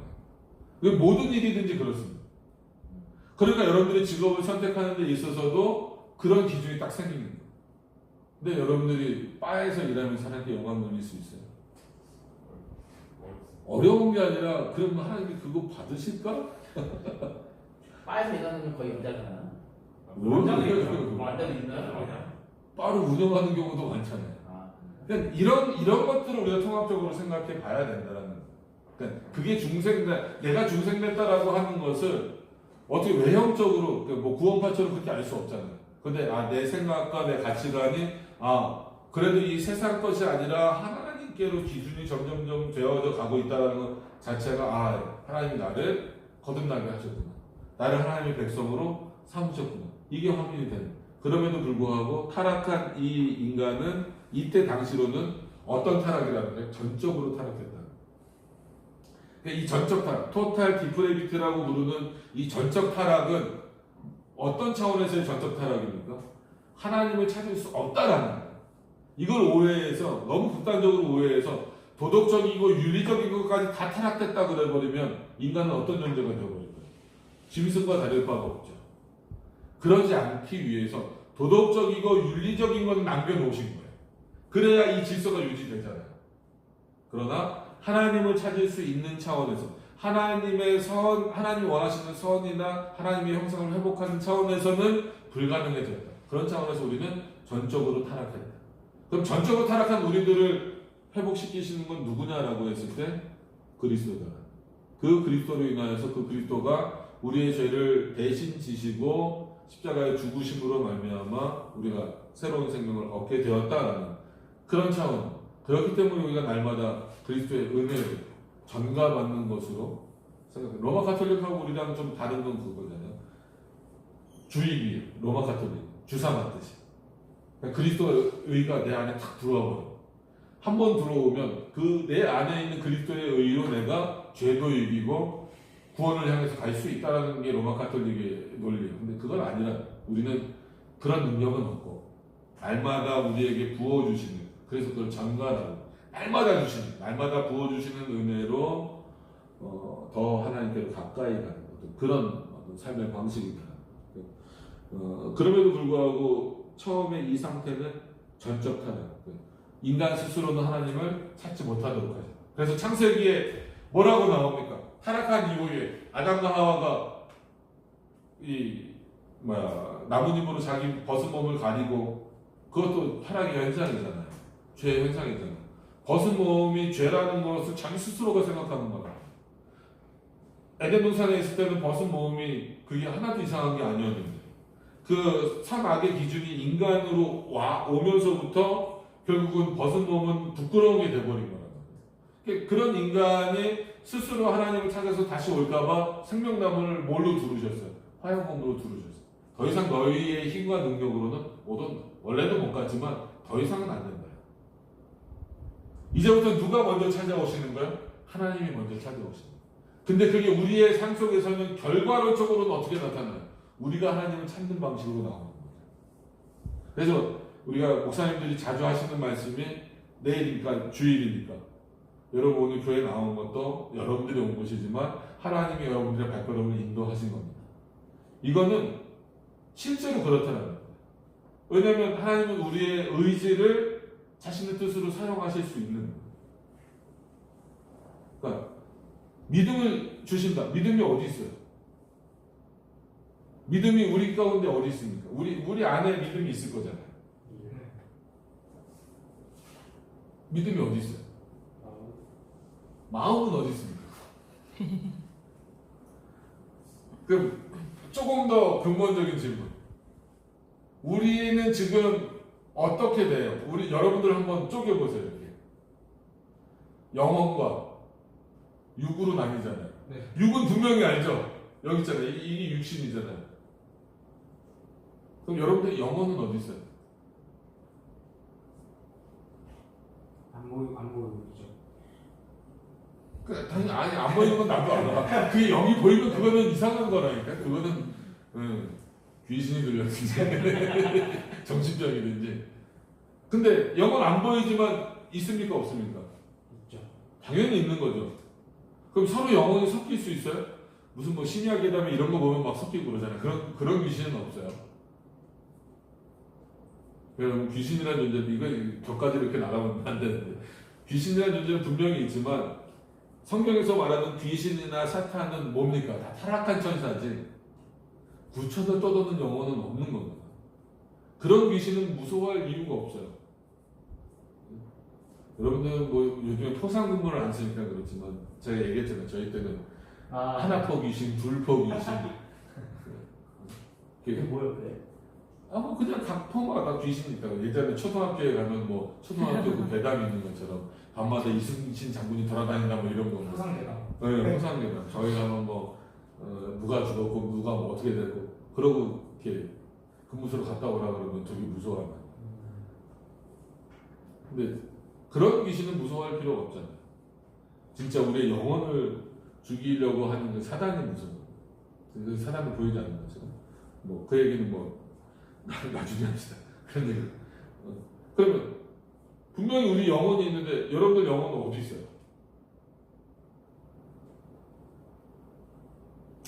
그냥 약간 과학적으로 한번 해보세요. 물리학적으로 어디 있어요? 왜? 뇌일 수도 있겠죠. 왜냐면 뇌가 모든 걸 다 명령하니까. 근데 뇌라고 정확하게 말하기는 좀 어렵죠. 그죠? 그건 과학적인 거고. 또 신경학적인 거고. 사진에서 보니까 사람 몸에 하얗게 뭐가 이렇게 있어요. 그런 거 하지 말라고 방금 전에. 왜 그러시는 겁니까? 그런 신경사진 이런 거에 좀 서로 안 돼. 그건 말이 안 되는 거지. 이단들이 그런 거 많이 씁니다. 그러니까 그 대표적으로 만민중앙교회라고 저기 그 이재록이가 그러니까 그 사진의 기술을 해가지고 그 목사가 들어올 때 성령이 이렇게 빛처럼 임하십니다. 그러면서 이렇게 탁 찍었더니 그 목사가 이렇게 들어올 때 뭐지 뭐 이렇게 막 빛이 이렇게 막 이렇게 빛이 하얀색으로 막 이렇게.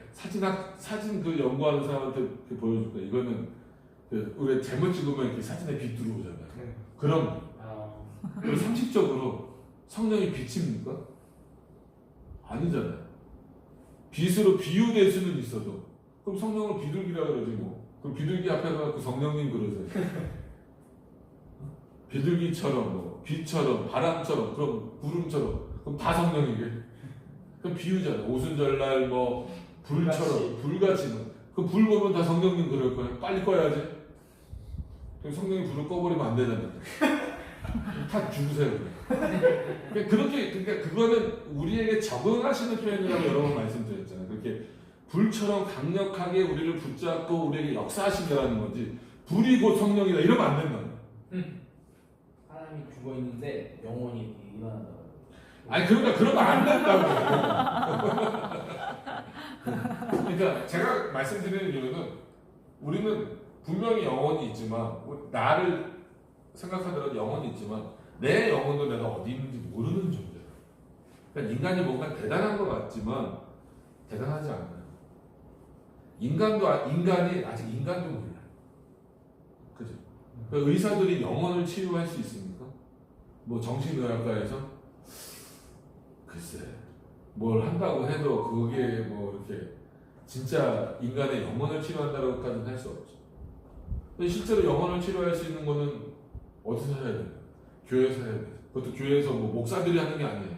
그런 어떤 목사들을 통하여서 결국 궁극적으로 누가 하시는 거예요? 하나님이 하시는 거예요. 하나님은 그 자리를 아시겠죠. 우리는 몰라요. 그래서 나보다 나를 더 잘 아신다라는 의미가 뭐예요? 나도 내 영혼의 자리가 어딘지 몰라요. 뇌일까? 아니면 심장일까? 마음일까? 우리 보통 마음이라고 지금 형제님이 얘기했는데, 그렇죠? 마음 없는 사람 없잖아요. 그럼 마음 어디 있어요? 마음도 또 뇌요? 뇌 폭발하던데. 마음은 뭐 내가 이게 뭐 어느 정도 과학적으로는 그렇지만 그것도 정확하지는 않을 수 있어요. 그냥 어디 있다고 막 저희가 딱 판명 낼 수가 없는 그런. 그렇죠. 맞습니다. 그러니까 우리가 의학적으로 보더라도 이거 아기가 생기는 거 이렇게 보시면 알지만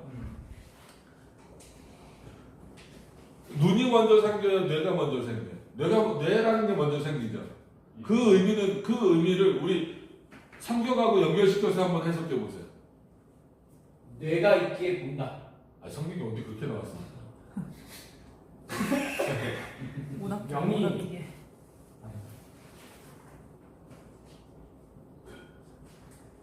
그러니까 바꿔 말하면 눈이 있어서 보는 겁니까? 보기 위해서 눈이 있는 겁니까? 보기 위해서 눈이. 그렇죠. 오, 훌륭하네 석정교회. 보기 위해서 눈이 있다? 맞죠? 틀리다 한번 이랬어야 이게 유튜브에 나가요. 맞아. 하나님이 보게 하시기 때문에 눈이 있는 거예요. 그래서 하나님의 형상이라는 것 자체가 원 아이디어를 하나님이 갖고 계십니다. 하나님이 진짜 눈이 있다. 그러면 안 됩니다. 왜냐면 하나님 영으로 계시잖아요. 그러니까 그를 육체적으로 이해하면 안 돼요. 하나님의 육신을 우리가 따라서 생긴 것처럼, 그러니까 하나님도 이렇게 생겼겠거니 이렇게 생각하면 안 됩니다. 그러나 인간을 만드실 때 보는 것, 또 말하는 것, 이거의 원 아이디어는 다 누구에게 있다는 거예요? 하나님. 그럼 입은 먹기 위해 있는 겁니까? 말하기 위해 있는 겁니까? 둘 다. 둘 다죠. 네. 그러면 뭘 먹는 거예요?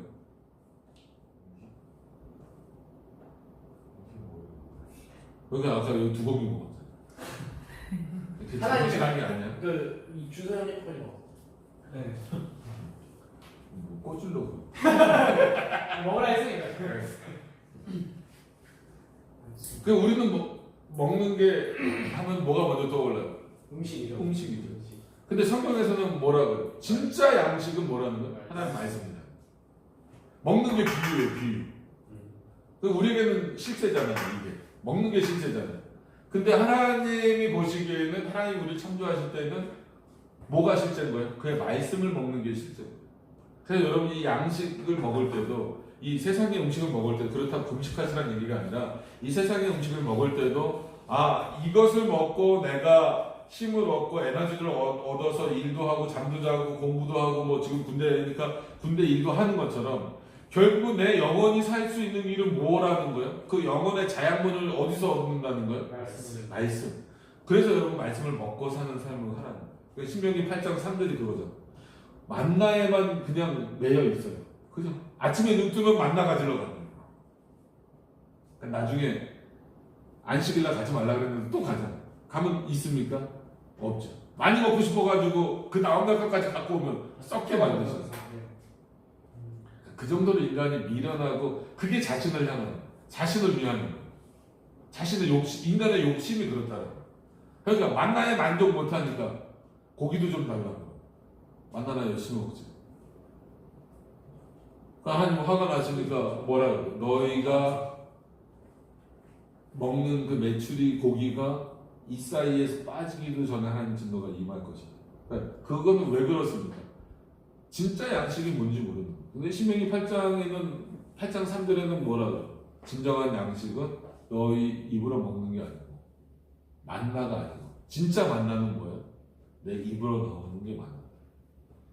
그래서 하나님의 말씀을 매일 그렇게 먹으셔야 돼요. 먹는 거는 다양한 거예요. 주일날 목사님을 통하여서 말씀을 듣는 것도 말씀을 먹는 거. 여러분들이 날마다 말씀을 묵상하고 읽고 또 이렇게 이 시간에 이렇게 공부하는 지금 시간도 아까는 우리가 육신의 양식을 먹었다면 지금은 뭐 하고 있는 거예요? 지금도 먹는 시간. 그리고 마시는 거 마시면은 진짜로 뭘 마시는 거예요? 그리스도가 뭐라 그래요? 내가 생수다. 너희가 우물에서 먹는 것을 먹어버리면 그럼 또 목마르잖아요. 그러니까 그 물은 계속 먹어야 돼요. 근데 예수 그리스도는 영원히 목마르지 않는 거예요. 그러니까 그거는 단순히 육신을 배제한 것도 아니지만 육신만을 위한 것도 아니잖아요. 우리의 영혼과 육신은 같이 가니까 이 영혼과 육신의 문제를 동시에 말씀하시는 거예요. 그러니까 육신을 위하여서 너희들이 진짜 음식과 물을 마셔야 되지만 영혼을 위한다면 하나님의 말씀과 그리스도의 말씀을 먹고 마시는 자들이 되어야 된다. 그럼 여러분 건강을 위해서 얼마나 신경 써요? 아직은 젊으니까 아무거나 막 먹습니까? 여러분 요즘엔 그러면 안 돼요. 젊어서도 성인병 막 걸려요. 그죠? 그러니까 좋은 음식 먹으려고 하잖아요. 뭐 건강한 음식 먹으려고 하잖아요. 그거 왜 그렇습니까? 내 몸을 위해서 그런 거죠. 근데 영혼을 위해서는 여러분들 얼마나 좋은 양식, 즉 얼마나 좋은 말씀을 먹으려고 애를 쓰냐. 그래서 제가 언젠가 말씀드렸죠. 아마 여기서도 말씀드렸을 거예요. 부모님, 어떤 애가 엄마 앞에서 자랑하려고 영화 끝나고 딱 요즘엔 그런 거 안 나와. 옛날 영화, 옛날 극장감 다 나왔어요. D 엔드 이렇게 딱 올라가요. 근데 이제 엄마 앞에 자랑하려고 중학교에 더 엔드 이렇게 딱 이렇게. 그러니까 이 엄마가 얼마나 당황스러워. 다른 것도 아니고 저 뒤쳐주는. 그러니까 세상 부모들도 똑같은 거예요. 내 애가 영어나 수학을 시험을 못 봤어. 그럼 가슴이 철렁 내려. 근데 성경에 대해서 잘 몰라. 예수님에 대해서 잘 몰라. 그럼 뭐 나중에 알겠지. 이러고 넘어가는 거야. 근데 솔직히 중요한 건 뭡니까?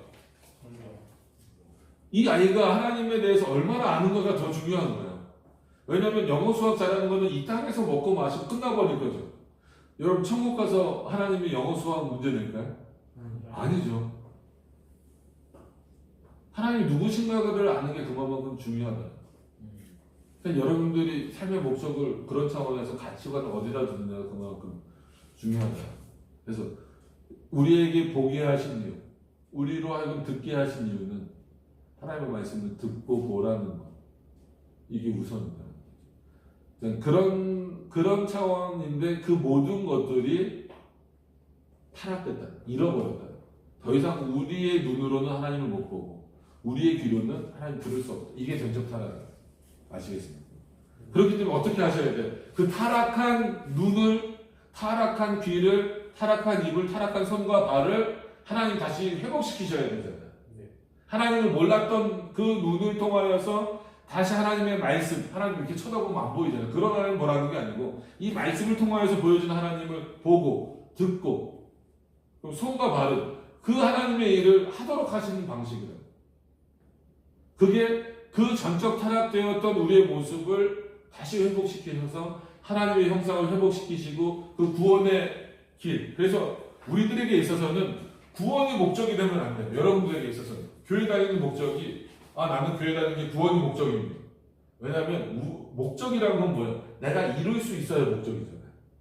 여러분 구원을 여러분들이 이룰 수 있어요? 없어요. 은혜라고 말씀드렸잖아요.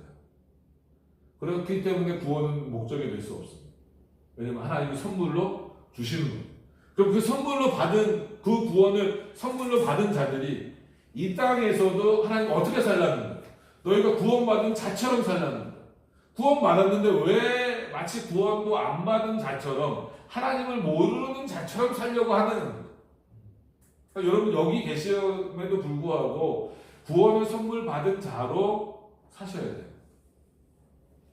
그러니까 내가 그리스도인이다라고 하는 것은 어떻게 해야 됩니까? 틀어내셔야 돼요. 그래서 뭐 아까 식사기도 3분 하면 30분 하면 어때요? 난 먼저 먹으면 돼. 그래서 저는 어디 가면은 식사기도는 짧게 하는 분 시켜요. 다 식어. 뭐 개인적으로 길게 하는 건 뭐 상관없어. 내가 뭐라 하진 않는데 누가 식사기도 시키면은 한 30초 안에 무조건 끝내야 돼요. 어느 분은 식사기도 하는데 뭐 창세기부터 요한계시록 까지 더라고 빨리 먹어야 다 식었어. 계속 먹는 얘기만 하는 것 같아. 그런 어떤 그 부분에 있어서 우리가 구원이라고 하는 것을 목적으로 둘 수는 없어도 구원을 받은 자로 이 땅에서 티를 내면서 살아가는 거. 저희 애도 요즘에 교회 다니는 애들이 없으니까 너 기도할 때 밥 먹고 기도하냐? 아니 무슨 소리야? 기도하고 밥 먹냐? 그냥 그렇게 하긴 한데 근데 애들이 왜 그러냐고 물어보는 여러분들은 어떠세요? 여러분들은 이제 자대에서 이렇게 같이 이렇게 식사할 거 아닙니까? 여기가 자대지 뭐라고 그래야 돼? 내모반 하여튼간 뭐 동기든 선임이든 하여튼간 같이 가서 밥 먹을 때 기도하고 드세요? 아니면 그냥 밥 먹어요? 양식먹을 서로가 서로 그거 봤을 테니까 자 찔러 여기서 이제 쟤는 안 그랬대요 막 그러고 이렇게 눈빛으로 알겠어 그 정도 자 그 정도 그래서 성경에 너희는 그리스도의 향기다 이렇게 나오잖아요. 우리가 그리스도의 향기를 맡으면 어떻습니까? 굉장히 좋은 향기죠. 그럼 안 믿는 사람들이 그리스도의 향기를 맡으면 어떨 것 같아요? 싫을 것 같아요. 좋을 것 같습니다. 싫어. 참 그건 우리의 바람인데 싫어. 실제로는 어때요? 싫어. 그 싫어하는 강도가 어때요?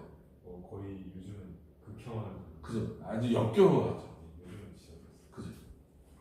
근데 성경은 여전히 우리를 향하여서 뭐라 그래요? 너희는 그리스도의 향기다. 그렇게 말씀하신 이유는 뭐예요? 너희는 그리스도의 향기니 그 향기를 교회에서만 풍기지 말고 그래서 보통 썬데이 크리스찬 이렇게 말하잖아요. 주일날은 아주 거룩한 점. 근데 월요일부터는 세상 사람이 되는 나를 그리스도인으로 부르지 마라. 뭐 이런 거죠. 그러니까 어느 곳에 있든지 간에 여러분들이 그리스도의 향기 그 사람들이 분명히 그 냄새를 그 향기를 어떻게 맡을 거예요? 진짜 향기가 진짜 우리가 생각하는 것처럼 그런 향수 같은 향기가 아니고 역겨운 것처럼 맡겠죠. 오히려 그렇게 맡게 하는 게 정상적인 거예요. 역겹게 해야죠. 아니, 역겹게 하는 게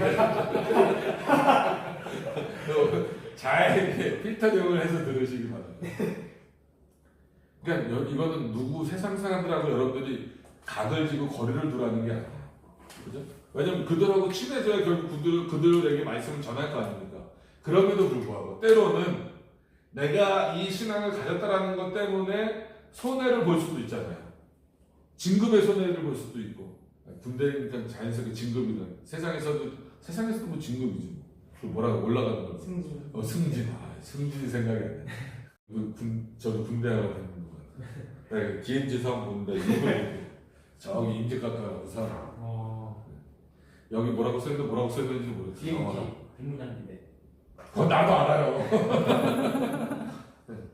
그러니까 그리스도의 향기를 품어내는 게 참 쉽지 않습니다. 왜냐하면 전 목사잖아요. 이렇게 되니까 좀 세상 친구들이라 그러죠. 믿지 않는 친구들하고는 자연스럽게 멀어질 수밖에 없어요. 왜냐하면 특별히 내가 걔네들한테 가가지고 야 너네 교회 다녀야 돼, 뭐 해야 돼 그러지도 않거든. 근데 믿지 않는 애들 모이면 뭐 합니까? 다 술자리잖아요. 근데 오라 그래서 초반에 이제 가죠. 가면은 딱 뭐 해? 나한테도 술 주잖아요. 목사님 알면서도 주는 거예요. 그냥 아니 난 안 먹어. 그럼 분위기 어떻게 돼요? 또 저 나가니까. 아, 저 새끼잖아. 저거 나가니까 했는데도 저 XX 또 티 내네. 그건 벌써 걔네들한테는 내가 좋은 냄새라는 거 아니에요. 좋은 냄새가 아니에요. 하여튼 그러면 내가 걔네들한테 좋은 냄새가 되기 위해서 잠깐 그리스도인을 내려놓고 그래 뭐 술 한잔 먹는다고 내가 지옥에 가는 것도 아니야. 맞아요. 여러분들 술 한잔 먹는다고 지옥에 가지 않아요. 오늘 저녁에 맥주 한 캔씩? 그런 얘기가 아닙니다. 무슨 얘기인지 알겠죠? 여러분들이 뭐 진짜 맥주 한 잔, 소주 한 잔 먹는다고 지옥에 가진 않죠. 근데 멋대로 사는 건 아니에요. 하나님의 말씀대로 사는 건 아니잖아요.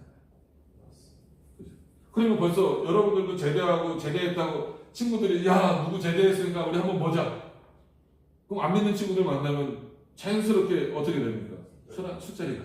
근데 여러분들 제대를 위해서 모였는데 여러분들이 나는 안 마셔.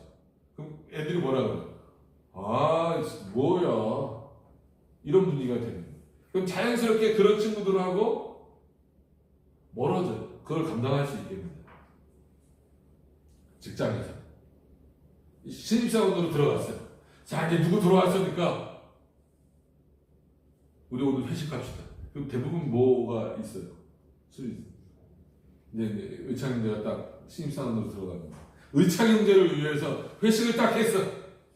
상사가 술 한잔 따라주려고 딱 하는데 저는 술을 안 마십니다. 그럼 분위기 어떻게 돼요? 먼저 들어왔던 선임들이 야, 저분 이상하게 하나 들어와가지고 죄송해요. 이상하게 하나 들어와가지고 분위기 다 깨네. 이렇게 될 거예요. 그걸 견딜 수 있겠는데. 제가 실제 어떤 이런 상황들을 좀 한번 말씀드리는 이유가 이게 그리스도인으로 사는 여러 가지 그 내용들 중에 하나예요. 이게 이렇게 살아가는 하나님의 형상이 회복된 자의 모습이고, 그게 거룩을 이뤄가는 모습이고, 내 마음 가운데 하나님이 역사하신다라고 하는 것을 인식하는 거예요. 이런 전적 타락 가운데 있었던 우리들을 이대로 내버려두면 우리는 죽는 거예요. 그러니까 아담도 이 상태면 죽는 거였잖아요. 근데 하나님이 그의 육신의 죽음을 뒤로 미루셔서 이를 다시 바꿔가시는 거죠. 그런 죽을 수밖에 없었던 아담을 다시 바꿔서 하나님의 백성으로 만들어 가시는 역사가 저와 여러분들에게도 동일하게 이루어지고 있다. 그래서 그거를 구원의 서정이다, 구원의 길이다 이렇게 말합니다. 우리는 그래서 이 땅에서 구원의 길을 가는 거예요. 죽을 때까지 가는 겁니다. 그러니까 그 길을 어떻게 가야 되겠어요? 하나님이 원하시는 대로 가야 될까? 그럼 때로는 세상으로부터 이런 어떤 어려움들도 겪어요. 그래서 신약 성경에 또 다른 부분이지만 세상이 너희를 미워하는 것은 너를 미워하기 때문이 아니라 누구를 미워하기 때문이다? 예수, 나를 미워하기 때문이다. 왜 그럴까요? 예수 믿는 것 자체가 세상으로부터는 반대되는 거잖아요. 자신의 죄를 드러나게 하고 빛 대신 그리스도로 인하여서 자기의 어두움이 드러나는 방식입니다. 여러분 그걸 견뎌내실 수 있느냐? 그걸 견뎌내도록 여러분들의 신앙을 하나님이 더 성장시켜 가시는 거예요.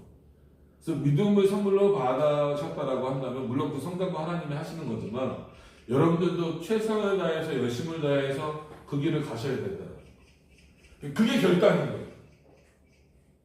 그러니까 어떤 면에서는 이렇게 토요일날 나와서 이런 시간을 보낼 수 있다는 것도 저 개인적으로는 칭찬해요. 그러나 하나님이 보시기에는 어떤 면에서는 이건 당연한 거예요. 그렇지 않겠습니까? 물론 이제 뭐 근무나 뭐 이런 것 때문에 좀 제약이 있지만 주일날 나와서 예배 드리는 일이 박수 받을 일입니까? 아니죠. 당연한 일이죠. 근데 요즘에 그 당연한 일이 안 되니까 주일날 예배 나오면 막 박수 쳐주잖아요. 그러니까 착각하는 거예요. 내가 박수 받을 만한 일을 했나 보다. 원래는 아니죠. 그리스도인으로 산다는 건 뭐예요? 주일날뿐만이 아니라 매일 예배드리라는 얘기가 아니라 매일 예배드리는 그 예배자처럼 살라는 거예요. 그 칭찬받을 일이 아니라 마땅히 당연히 해야 돼요. 근데 어느 순간부터인가 한국교회 뭐 진짜 교파를 떠나서 당연히 해야 될 것에 박수 쳐주고 있어요. 그럼 그만큼 우리의 수준이 신앙적인 수준이 뒤로 후퇴된다. 한국교회 전체가 그래요. 그럼 그 수준을 올리려면 어떻게 해야 돼요? 내 자신부터 바뀌어야 되죠. 내 자신부터 하나님 앞에 마땅히 해야 될 것을 복 받을 것으로 생각하지 말자. 이미 복은 충분히 받은 거예요. 창세기 15장 1절에 있는 것처럼 내가 너희의 지극히 큰 상급이다. 여러분들도 선물 좋아하죠. 이제 어렸을 때 부모님한테 어떤 선물 받았어요? 어린이날이나 뭐 생일날 때. 좀 생각나는 선물 뭐 있어요? 집이 어려워서 잘 못 받았어요? 아니면? 닌텐도 맞아. 닌텐도, 오, 좋은 거 받았네. 야, 우리 계속 닌텐도 사달라는데 난 못 사줘.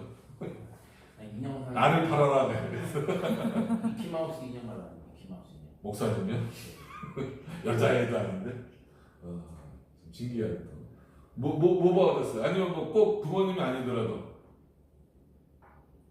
왜냐면 선물 개념은 뭡니까?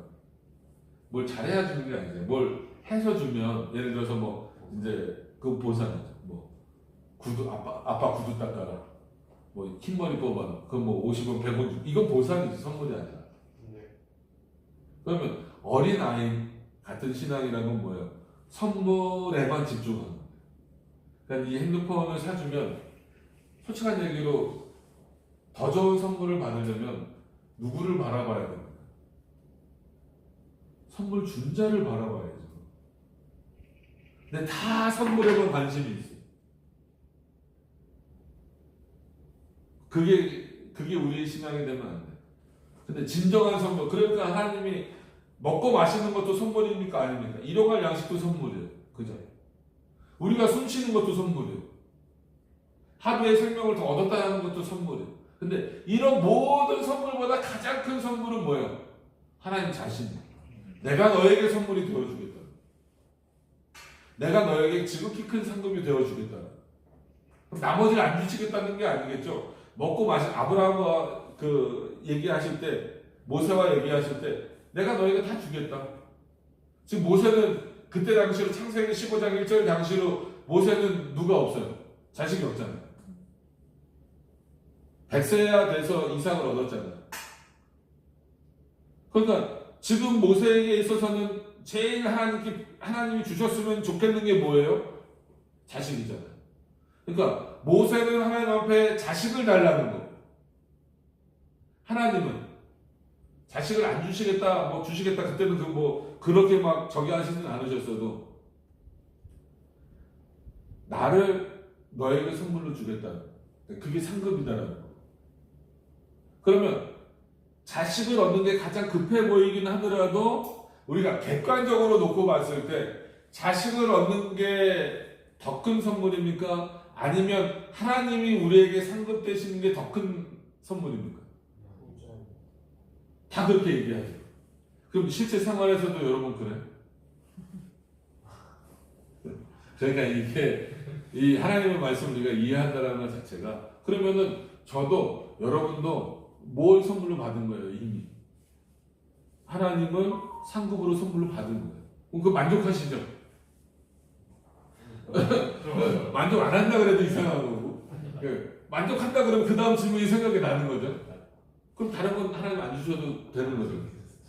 진짜 괜찮아요? 저 진짜 스스로 겪었다고. 겪었다고 생각해? 다 안 주셔도 상관없어? 저 어릴 때 조금 가해가지고. 아니, 조금 가난한 정도가 아니고, 그럼 하나님이 오늘 생명을 걷어가셔도 상관없어요? 진짜. 아, 진짜. 믿음이 좋은 거야? 아니면 삶의 의지가 없는 거야? 네. 그러니까 여러분 이게 쉽지 않은 부분이에요. 야, 그러니까 분명히 거기에 박수 치면 안 되고 하나님 우리의 지극히 큰 상급이다라고 하는 것을 알면서도, 물론 그럼에도 불구하고 하나님이 우리의 필요를 아시니까 다 주시지만, 그럼에도 불구하고 하나님이 형제님에게 어떤 세상적인 복을 주셨어요. 맞습니다. 아니, 그리고 더 완전 주신다고 해봐요. 그러면 그때 하나님을 잊어버리면 안 된다. 근데 많은 사람들이 그러고 있다. 그래서 오히려 세상에서 받은 복이 누구로 멀어지게 하는 경우가 많다는 거예요. 하나님을 향해서 멀어지게 하는 경우가 많아요. 그러니까 여러분들처럼 이렇게 열심히 군대에서도 교회 나오시는 분들이 있는 반면에 안 나오고, 교회 가보면 분명히 이 친구는 안 나와. 예를 들어서 내 친구는 안 나오는데 그 친구 부모님이 계속 얘를 위해서 기도하고 헌금도 내. 근데 그 헌금 내는 목적은 뭐예요? 내 자식 잘 되게 해달라는 거잖아요. 그래서 진짜로 세상에서 잘 됐어. 뭐 좋은 회사 들어가고 막 좋은 집 살고 그래. 근데 하나님을 떠나버려. 그러면은 그 한마디로 세상에서 잘 된다라는 것 복이라고 생각하는 게 실제 그에게는 복입니까 저주입니까? 저주죠. 오히려 그걸 받았기 때문에 하나님 더 떠나버려. 잘 사니까 아 주일날 골프나 치러 갈까? 뭐 이러고 있고. 참 신앙을 지킨다는 게 어떤 것인가를 여러분들이 한 번 더 생각을 해보세요. 그러니까 오늘도 죄에 대한 부분이지만 결국은 죄에 대한 부분은 우리가 딛고 설 수 있는 부분이 아니에요. 그러니까 내가 죄인이라는 것을 분명히 인식해야 된다는 거죠. 그러면 어떻게 할 거냐에 대한 부분인데 솔직히 내가 죄인이라고 하는 것을 인식한다고 할지라도 내가 어떻게 할 수 있는 게 아무것도 없어요. 어떻게 할 거예요? 여러분들의 죄를 여러분들이 어떻게 할 거예요? 어떻게 안 질 수 있어요? 여러분들 노력과 능력으로 됩니까? 안 되잖아요. 그러니까 내가 죄인이라는 것을 아는 것조차도 은혜인 거죠. 알았다면 그 죄를 멈추고 그 죄로부터 돌이킬 수 있는 것도 결국 내 능력으로는 안 되고 누가 하셔야 된다는 거예요? 하나님의 은혜로 가능한 거예요. 그렇기 때문에 여러분 회개 기도도 그거야말로 은혜인 거예요. 왜? 이걸 죄라고 인식하게 된 거예요. 그죠? 여러분 뭔가를 회개한다는 건 뭐예요? 그게 죄라는 인식이 있는 거죠. 그러니까 그것이 죄라는 인식을 누가 심어주시는 거예요? 하나님이 심어주시는 거예요. 그리고 그걸 회개하고자 하는 마음, 하나님 앞에 용서를 구하고자 하는 마음을 누가 주시는 거예요? 하나님이 주시는 거예요. 그런 차원에서 하나님 우리의 어디에 역사하신다? 우리의 마음에, 우리의 의지에 역사하신다. 그래서 자유의지에 대해서도 얘기한 것처럼 인간의 그때 우리 이제 그 성인 형제가 몇 가지 질문들을 했었죠. 그런 차원에서 인간의 의지가 하나님처럼 자유롭냐? 그렇지 않아요. 루터도 그렇지 않다. 인간은 이미 그 타락한 이런 아담으로 인해서 타락한 이후에 뭐의 노예가 되어 있다? 죄의 노예가 되어 있기 때문에 인간의 의지는 노예 의지다. 그러니까 아무리 인간이 자유롭게 그 의지를 자기의 의지를 품어낸다 할지라도 그거는 죄에 속박된 죄의 노예가 된 의지밖에 될 수가 없다. 진정한 자유의지는 하나님께만 적용할 수 있다. 그건 어거스틴도 말했고 칼빈도 그렇게 비슷하게 똑같지는 않지만 비슷하게 말했어요. 그렇기 때문에 우리는 우리의 의지를 하나님이 어떻게 쓰시기를 간구해야 되는 거예요? 은혜의 통로, 축복의 통로. 내가 하나님을 믿고자 하는 의지, 하나님을 찬양하고자 하는 의지, 하나님을 예배하고자 하는 의지를 달라고 기도하셔야 돼요. 어떻게 보면 그렇게 기도할 수 있다는 것 자체도 이미 우리의 의지를 하나님이 그렇게 사용하시고 있는 거예요. 로마서에 보면은 모세와 그 바로를 극력하게 대조시키죠.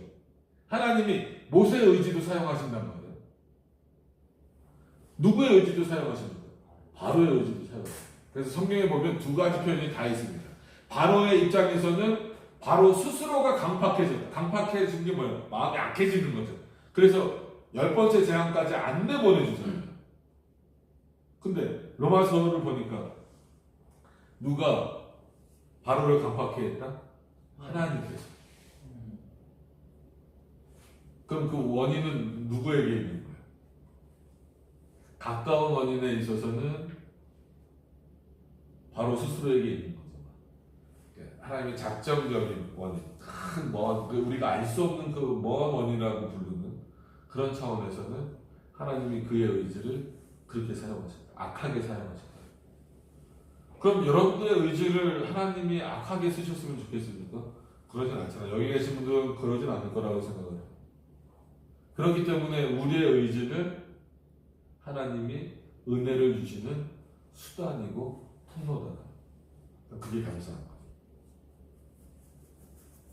어떻게 보면은 세상 사람들 세상에는 우리보다 더 훌륭한 사람들 많은데 공부도 더 잘하고 그죠?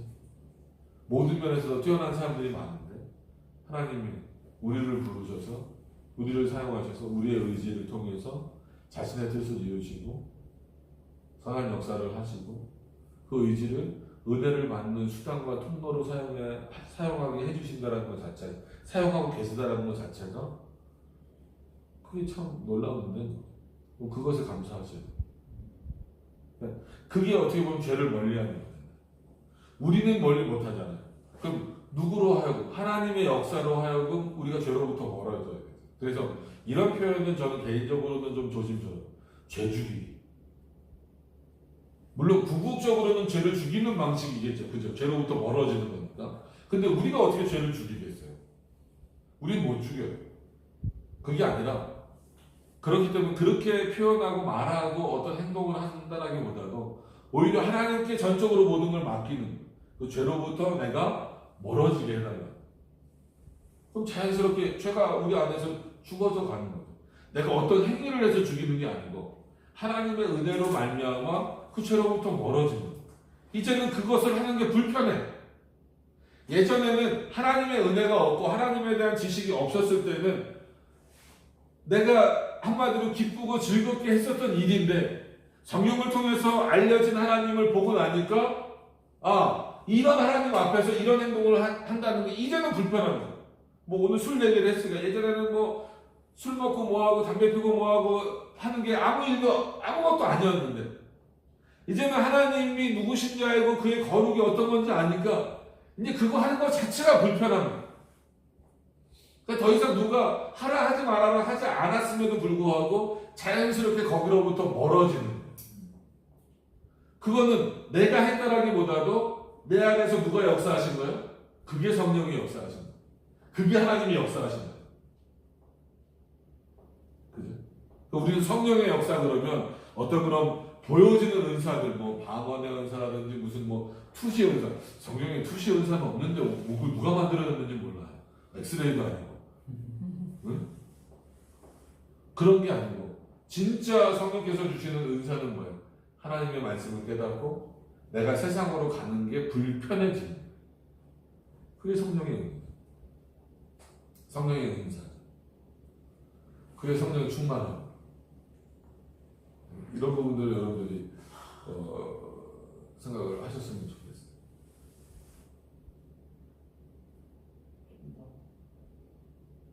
그래서 질문을 받아요. 혹시 뭐 오늘 내용도 좋고 여러분 어떤 질문도 좋아요. 오늘 요 내용도 요 이제 15분부터 우리가 17분까지 했는데 요 내용들도 좋고 아니면 평상시에 두 가지 질문이 하나는 기도하는 방식에 있어서 질문이 있는데 그 말씀하신 것처럼 저도 조금 더 알아가고 배우고 설교를 들으면 들을수록 내가 원하는 것에 초점을 맞추는 게 아니라 하나님이 나를 구원해 주시고 나를 사랑하시는 것에 초점을 맞추고 그것에 감사하고 좀 집중을 해야겠다라고 생각을 했는데 제가 기도를 하는 방식에서 좀 궁금한 점이 그러면 저희가 원하는 것들이 있지 않습니까? 뭐 예를 그냥 들자면 뭐 저희 가족들이 아프지 않고 건강하게 잘 지내고 그리고 그 속에서 또 세상 속에서도 좀 뭐 직장에서도 잘 됐으면 하는 바람도 있고 그런 것들이 있지 않습니까? 그런 것들 구하고 원하는 기도는 하셔야죠. 괜찮습니까? 그러니까 이게 지금 이렇게 말할 때 약간 혼란을 겪으시는 게 마치 그런 기도를 하면 안 되는 거보다 그냥 무조건 하나님의 영광을 위해서만 해야 되는. 근데 그게 아니고 그럼 그 목적이 뭐냐는 거예요. 그러니까 우리 가족이 건강했으면 좋겠고 또 세상에서 진짜 잘 됐으면 좋겠고 이건 당연한 거예요. 왜냐하면 일용할 양식도 구하라고 하셨기 때문에 여러분 먹고 마시는 문제도 하나님께 구하셔야 됩니다. 여러분들이 뭐 할 건가 아까 말씀드린 대로 그 목적을 위해서도 기도하셔야 돼요. 그럼에도 불구하고 그 가장 근본적이고 또 최종적인 목적은 그럼 가족이 건강해서 뭐 할 거예요? 그 건강을 통하여서 하나님께 영광 돌리는 모습이 되어야 된다. 가족에게 하나님이 또 복을 주셔서 좋은 직장, 맞아요. 난 여러분들이 다 좋은 직장, 또 좋은 가정 다 그렇게 이뤘으면 좋겠어요. 근데 거기서만 머무르면 세상 사람인 거죠. 우리는 그렇게 이루는 목적이 뭐예요? 하나님의 영광을 위해서. 그러니까 그런 부분. 그래서 기도는 하나님이 묻고 답하시는 거예요. 그러니까 내가 이거 주세요 해서 뭐 이렇게 컨택하듯이 그래서 뭐 보좌를 흔드는 기도 뭐 이런 거 이렇게 표현하면 안 돼요. 보좌 흔들어서 뭐 하려? 예수님 떨어뜨려서 뭐 하려? 안 주는 뭐 땡깡 기도. 애들이나 누리는 땡깡. 좀 고급한 기도는 하나님의 뜻이 무엇인가? 그러니까 일용할 양식도 구하는 것처럼 그 아주 사소한 그러니까 일용할 양식 솔직한 얘기로 여러분 뭐 돈 벌면 하루 세 끼 먹는 거 어려운 거 아니잖아요. 특히나 뭐 한국 사회에서 그렇게 어려운 거 아니라면 여기가 뭐 아프리카도 아니고. 그럼에도 불구하고 그렇게 일용할 양식을 구하는 것처럼 모든 것을 하나님 앞에 구하면서 동시에 하나님의 뜻이 무엇인가? 그래서 대표적으로 소돔과 고모라를 멸망시키기를 앞두고 하나님이 아브라함에게 말씀하시죠. 내가 이 소돔과 고모라를 멸망시키겠다. 그러니까 아브라함이 뭐라고 해요? 하나님 참으세요 이게 아니고 거기에 의인이 있으시면 어떡할 겁니까? 그럼 너가 찾아봐요. 의인 100명 있으면 어떡할 겁니까? 50명 있으면 어떡할 겁니까? 한 명이라도 있으면 어떡할 겁니까? 그러니까 묻잖아요. 그럼 찾아봐. 하나님 정말 죄송한데 점점 줄어들어서 자신이 없어지니까. 그럼 거기서 그거를 이제 종교개혁자들이 기도의 어떤 큰 모티브로 삼은 거예요. 아, 하나님이 그 아브라함에게 먼저 마치 물으시는 거고 아브라함이 하나님에게 묻도록 하시는 거잖아요. 그런 방식에 있어서 그럼 궁극적으로 하나님이 주시고자 하는 답은 뭐였어요? 의인은 한 명도 없다. 그러니까 소돔과 고모라에도 당연히 의인이 없고 이 땅에도 의인은 없다. 누구만 의로운 분이라는 거예요? 하나님만, 나만 의로운 분. 그러니까 너희가 나를 바라보지 않고 저렇게 내 백성으로 선택받은 이스라엘 백성들이라 할지라도 저렇게 소돔과 고모라에 들어가서 저들과 함께 저러고 있는 것은 나를 바라보지 않고 있는 모습이기 때문에 저들에게는 의의 모습이 하나도 없더라고요.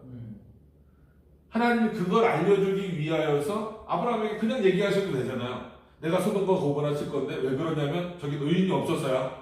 이렇게 말씀하셔도 되는데 어떤 방식으로? 마치 아브라함이 하나님께 묻는 방식으로. 그래서 계속 물어서 아브라함 스스로가 깨닫게 하시는 거예요. 아, 의인이 없구나. 이게 기도예요. 여러 기도의 형태 중에 기도의 가장 기초가 되는. 그래서 기도는 내가 원하는 것을 묻는 것처럼 형식적으로는 그렇게 보이긴 하지만 실제로는 하나님이 기도할 마음도 주신다 이렇게 했잖아요. 그렇기 때문에 하나님이 주시고자 하는 답을 주시기 위해서 묻게 하시는 거예요. 그러니까 여러분들이 기도할 때도 내가 기도하면 내가 원하는 것을 구한다 이렇게 생각하지 말고 건강을 그러니까 현수 형제님의 가족에게 건강을 주시겠다라는 것이 하나님의 뜻이라면 하나님 그것을 기도하게 하신다는 거예요. 우리 가족에게 건강을 주십시오. 이건 뭐 공통된 기도일 수 있지만 이 기도의 어떤 그 기준으로 생각해 본다면 그 본질로 생각해 본다면 하나님 우리 가정에게 건강을 주시고 그냥 건강이 아니고 이 건강함을 통하여서 하나님을 잘 섬기게 해주세요. 궁극적으로 이렇게 기도가 이게 답이라고 한다면 그 답은 내 안에서 나온 게 아니라 하나님이 그런 답을 얻게 하시기 위하여서 내 안에 역사하셨다는 거예요. 그래서 뭐 기도의 잔을 채워라. 못 채워요. 24시간 기도하면 기도의 잔이 채워집니까? 안 돼요. 여러분들이 노력해서 뭘 채웁니까? 여러분들 무시하는 게 아니에요. 그건 저도 마찬가지고 목사님도 마찬가지예요. 인간이 노력해서 뭘 하나님께 만족시킬 만한 게 뭐 있어요? 모든 것이 주인인데 모든 것의 주인이잖아요. 뭘로 하나님을 만족시킬 거예요? 여러분 전재산 다 내놓으면 하나님 기뻐하십니까?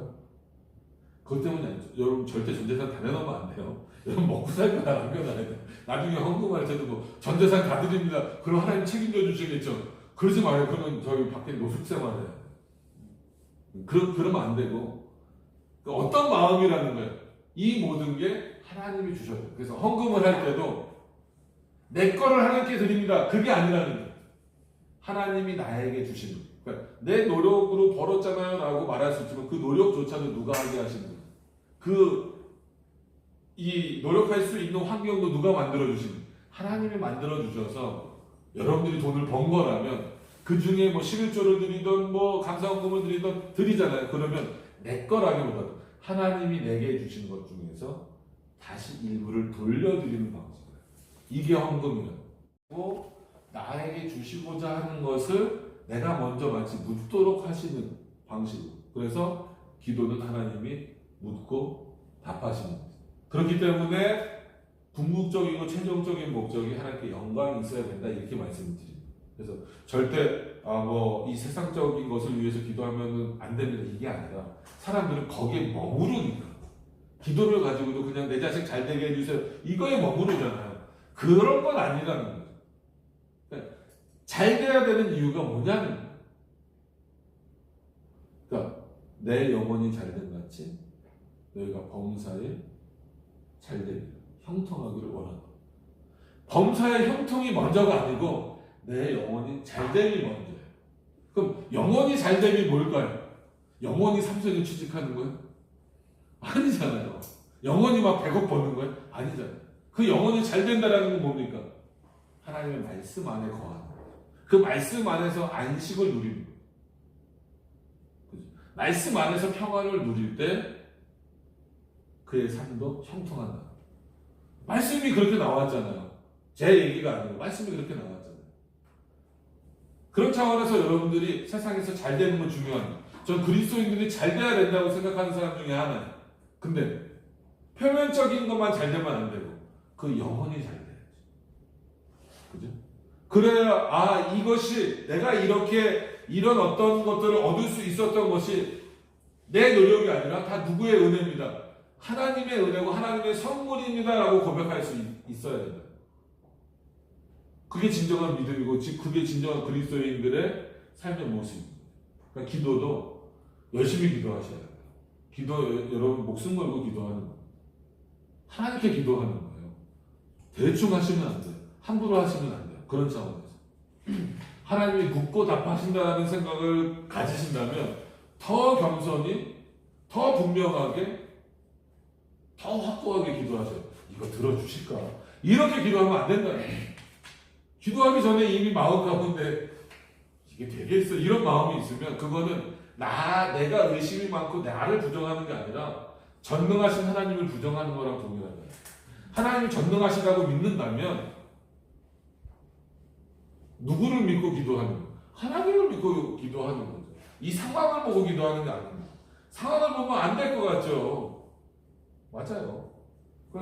그런 상황을 이기도록 기도하는 거예요. 그래서 질문하면 원래 내가 말이 많아요. 만사형통이라는 게 뭐라고 말씀드렸어요? 그리스도를 믿으면 아무 문제가 없다. 이렇게 생각하면 안 됩니다. 정말 성경에서 말하는 만사형통은 그리스도를 믿어도 수많은 어려움이 닥쳐와요. 근데 그것을 이길 만한 힘과 능력을 누가 주신다? 하나님 주신다. 그래서 그리스도인들에게는 그 수많은 어려움이 닥쳐오더라도 그것으로 인하여서 그 신앙이 후퇴되는 게 아니라 오히려 더 그런 한마디로 장벽들을 뛰어넘으면서 그런 어려움들을 뛰어넘어가면서 그 믿음을 더 성장시키시는, 여러분들을 더 견고케 하시는.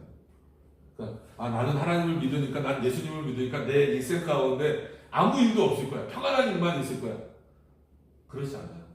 어려움이 오더라도 그걸 이길 수 있는 힘과 능력을 하나님 주신, 그게 만사형통. 저는 그런 차원에서 여러분들이 만사형통의 복을 누리셨으면 좋겠어요. 아무것도 없습니다. 이게 아니라고. 그러니까 제대로 이해하셔야 돼요. 그죠? 네. 뭐 하나 더 있다면. 그거는 제 정말 친한 친구 중에 신앙이 제가 봤을 때는 되게 좋고 매일 말씀 캐치도 하고 묵상도 하고 예배도 잘 참여하고 기도도 열심히 하고 되게, 그래서 신앙의 동역자로서 좋은 친구인데 이 친구가 담배를 피운다. 담배가 이게 중독이 된 겁니다. 어릴 때부터 펴서. 그래서 저랑도 대화를 많이 하고 그랬는데 본인은 이제 술은 뭐 성경에 있는 말씀에서 하나님이 말씀하시기 때문에 뭐 술 취하지 말라. 자제하려고 노력을 하고 그러는데 담배는 도저히 모르겠다는 거야. 그러니까 이제 그게 몰라서라기 문제라기보다, 그러면 그렇게 따지면은 성경에 뭐 컴퓨터 하라 말아도 없어요. 시대가 그런 시대가 아닙니까? 그러니까 그래서 거룩성을 따지는 거예요. 그러니까 저는 담배 피는 분들한테 너 건강을 위해서 끊어라 이런 얘기는 안 해요. 그건 뭐 자기가 알아서 하는 문제고. 근데 거룩에 대한 부분이에요. 그러니까 우리가 거룩을 아까도 말씀드렸지만 거룩을 생각할 때 그 거룩이 무엇이냐라고 했을 땐 결국은 우리가 교회인 것을 인식하는 어떤 그런 차원이라면 하나님 앞에 모든 행동이나 이런 부분들에 있어서 결국 술 문제도 마찬가지예요. 아까 말씀드렸듯이 술 먹고 담배 핀다고 지옥 가는 건 아니에요. 아시겠습니까? 그럼에도 불구하고 우리가 술, 담배를 멀리하는 이유는 그게 우리의 거룩의 문제가 있기 때문에 그래요. 그러니까 어떻게 보면은 결국은 담배도 허용된 것이긴 하지만 결국은 마약과 같은 중독이라고 해요. 니코틴 중독이라고 해요. 그거를 다른 마약처럼 무슨 뭐 다마초나 이런 것처럼 금하지 않았을 뿐이지. 결국은 인간의 어떤 사고나 이런 것들을 멍하게 만든 담배 많이 펴보세요. 그러면 멍해져요 사람. 그리고 그것으로서 모든 걸 해결하려고 하고 그게 궁극적인 거룩성에 돌릴 수밖에 없어요. 그러니까 이런 부분들을 성경에 나오지 않은 부분들에 대해서 고민할 때에는 무조건 다 거룩성으로 돌릴 수는 없지만 성경을 통하여서 하나님이 그 부분에 대해서 어떻게 생각하실까, 그런 행동을 하는 부분에 있어서 어떻게 생각하실까에 대한 것이 결국 답입니다. 그러니까 어느 구절에 그렇게 나와 있다 이런 부분들도 분명히 있습니다. 그러나 그렇게 나와 있지 않은 부분에 있어서는 전체 하나님 앞에서 우리가 살아가야 되는 부분에 있어서 어떻게 살 것인가에 대한 부분들, 뭐 이런 그러니까 예를 들면 욕하지 말라 없잖아요 성경에. 형제에 대해 그거는 이제 바보라 이렇게 표현하고 후욕하지 말라, 뒷담화하지 말라 이건데 지금 우리가 말하는 그런 어떤 그 일반적인 거기서 욕한다 이거는 어떻게 보면 그런 사람들을 막 이렇게 막 비난하고 그것으로 해서 막 끌어내리고 이런 거란 말이에요. 그러니까 그랬을 때는 전체적인 어떤 하나님의 뜻을 확인하는 차원으로 표현을 해줘야 되는 거예요. 그랬을 때는 물론 이제 그걸 쉽게 받아들이지 않을 수도 있지만 그런 차원에서 거룩의 부분, 우리가 성화, 날마다 오늘보다 내일이 좀 더 나아진다라는 차원에서 뭔가 변화되는 모습이 있어야 되잖아요. 그 거룩의 모습으로 계속해서 가야 되는데 그 거룩을 방해하는 요소들을 이렇게 없애는 거거든요. 그게 답이죠. 저희 목사님 저 공부에서 물어봤어요. 너희 몸이 하나님의 성전이라. 그죠. 그것도 그러니까 우리 육신도 성전이니까. 하나님의 성전에 담배를 드리는 게 말씀인데. 근데 그걸 내가 말해서 설득해보려 했는데 그 친구가 그럼 몸에 안 좋은 음식들 그렇기 때문에 그러니까 지금 말한 것도 틀린 건 아니에요. 틀린 건 아닌데 이런 반론이 나오니까 그런 것을 다 합쳐서 그렇기 때문에 거룩에 대한 부분에 대해서 설명할 수밖에 없다는 거예요. 그렇게 해서 안 들으면 솔직히 그거는 당분간은 방법이 없어요. 그 친구에게 하나님의 은혜가 있거든. 그 은혜가 이제 어떤 방식인지 잘 몰라요. 그죠? 한번 뒤지게 혼나든지 아니면 은혜로 번쩍 뭔가를 깨닫든지 아니면 말씀을 계속 꾸준히 보면서 자기가 변화되든지. 근데 이 중독이라는 건 어쨌거나 그거잖아. 인식하고 나서도 쉽게 못 끊잖아요. 참 하나님의 은혜가 정말 필요한 그런 부분이기 때문에 개인적으로도 옆에서 도와줘요. 자꾸 이렇게 못 피게 하고 그만 피라고 이렇게 하고 나 그 냄새 싫다고 그렇게라도 하고 야 요즘에 어디 가나 그러면 넌 왜 피려고 하냐고 좀 그런 것도 어쨌거나 다 동원하죠. 그러니까 요즘에 이제 뭐 광고 보면 그런 거 나오더라고요. 비행기 뭐 10몇 시간 타고 갈 동안 못 피잖아요. 어디서 기내에서 못 핀단 말이에요. 그럼 당신은 뭐 14시간 금연하셨습니다. 이런 광고 나오는 그렇게도 하는데 여러 가지 다양한 방법으로 접근을 좀 하세요. 근데 너무 단편적인 성경을 가지고 너무 단편적으로 하려면 방금 말한 그런 반발만 또 살 수 있으니까 좀. 근데 이 거룩에 대한 부분은 솔직히 반발이 나올 수 있는 부분은 아니거든요. 그런 부분에 있어서는 뭐 반발을 할 수는 있겠죠. 그러나 그 정당한 반박이라고 보기는 좀 어려울 수 있어요. 그런 부분들은 같이 기도하면서 아니면 금연학교도 소개시켜줘요. 안 되는 여러분 그 교회 다니는다고 해서 세상의 도움을 부정한 건 아니거든요. 여기도 이제 아버님이 의사가 계시지만 막 이거 아파요. 그럼 치과 가야죠. 여기 붙잡고 기도하지 말고 병원 가라는 얘기예요. 난 이상하게 사람들이 막 어디 아프다고 기도해. 기도할 시간에 병원 가세요. 병원 가면서 기도하면 되잖아요. 그죠? 하나님이 이 일반 은총 가운데 의사도 주고 여러분들도 일반 은총 가운데 지금 나라를 지키는 분이죠. 전쟁 나면 우리 기도해야 될까요? 서로 가야지. 네?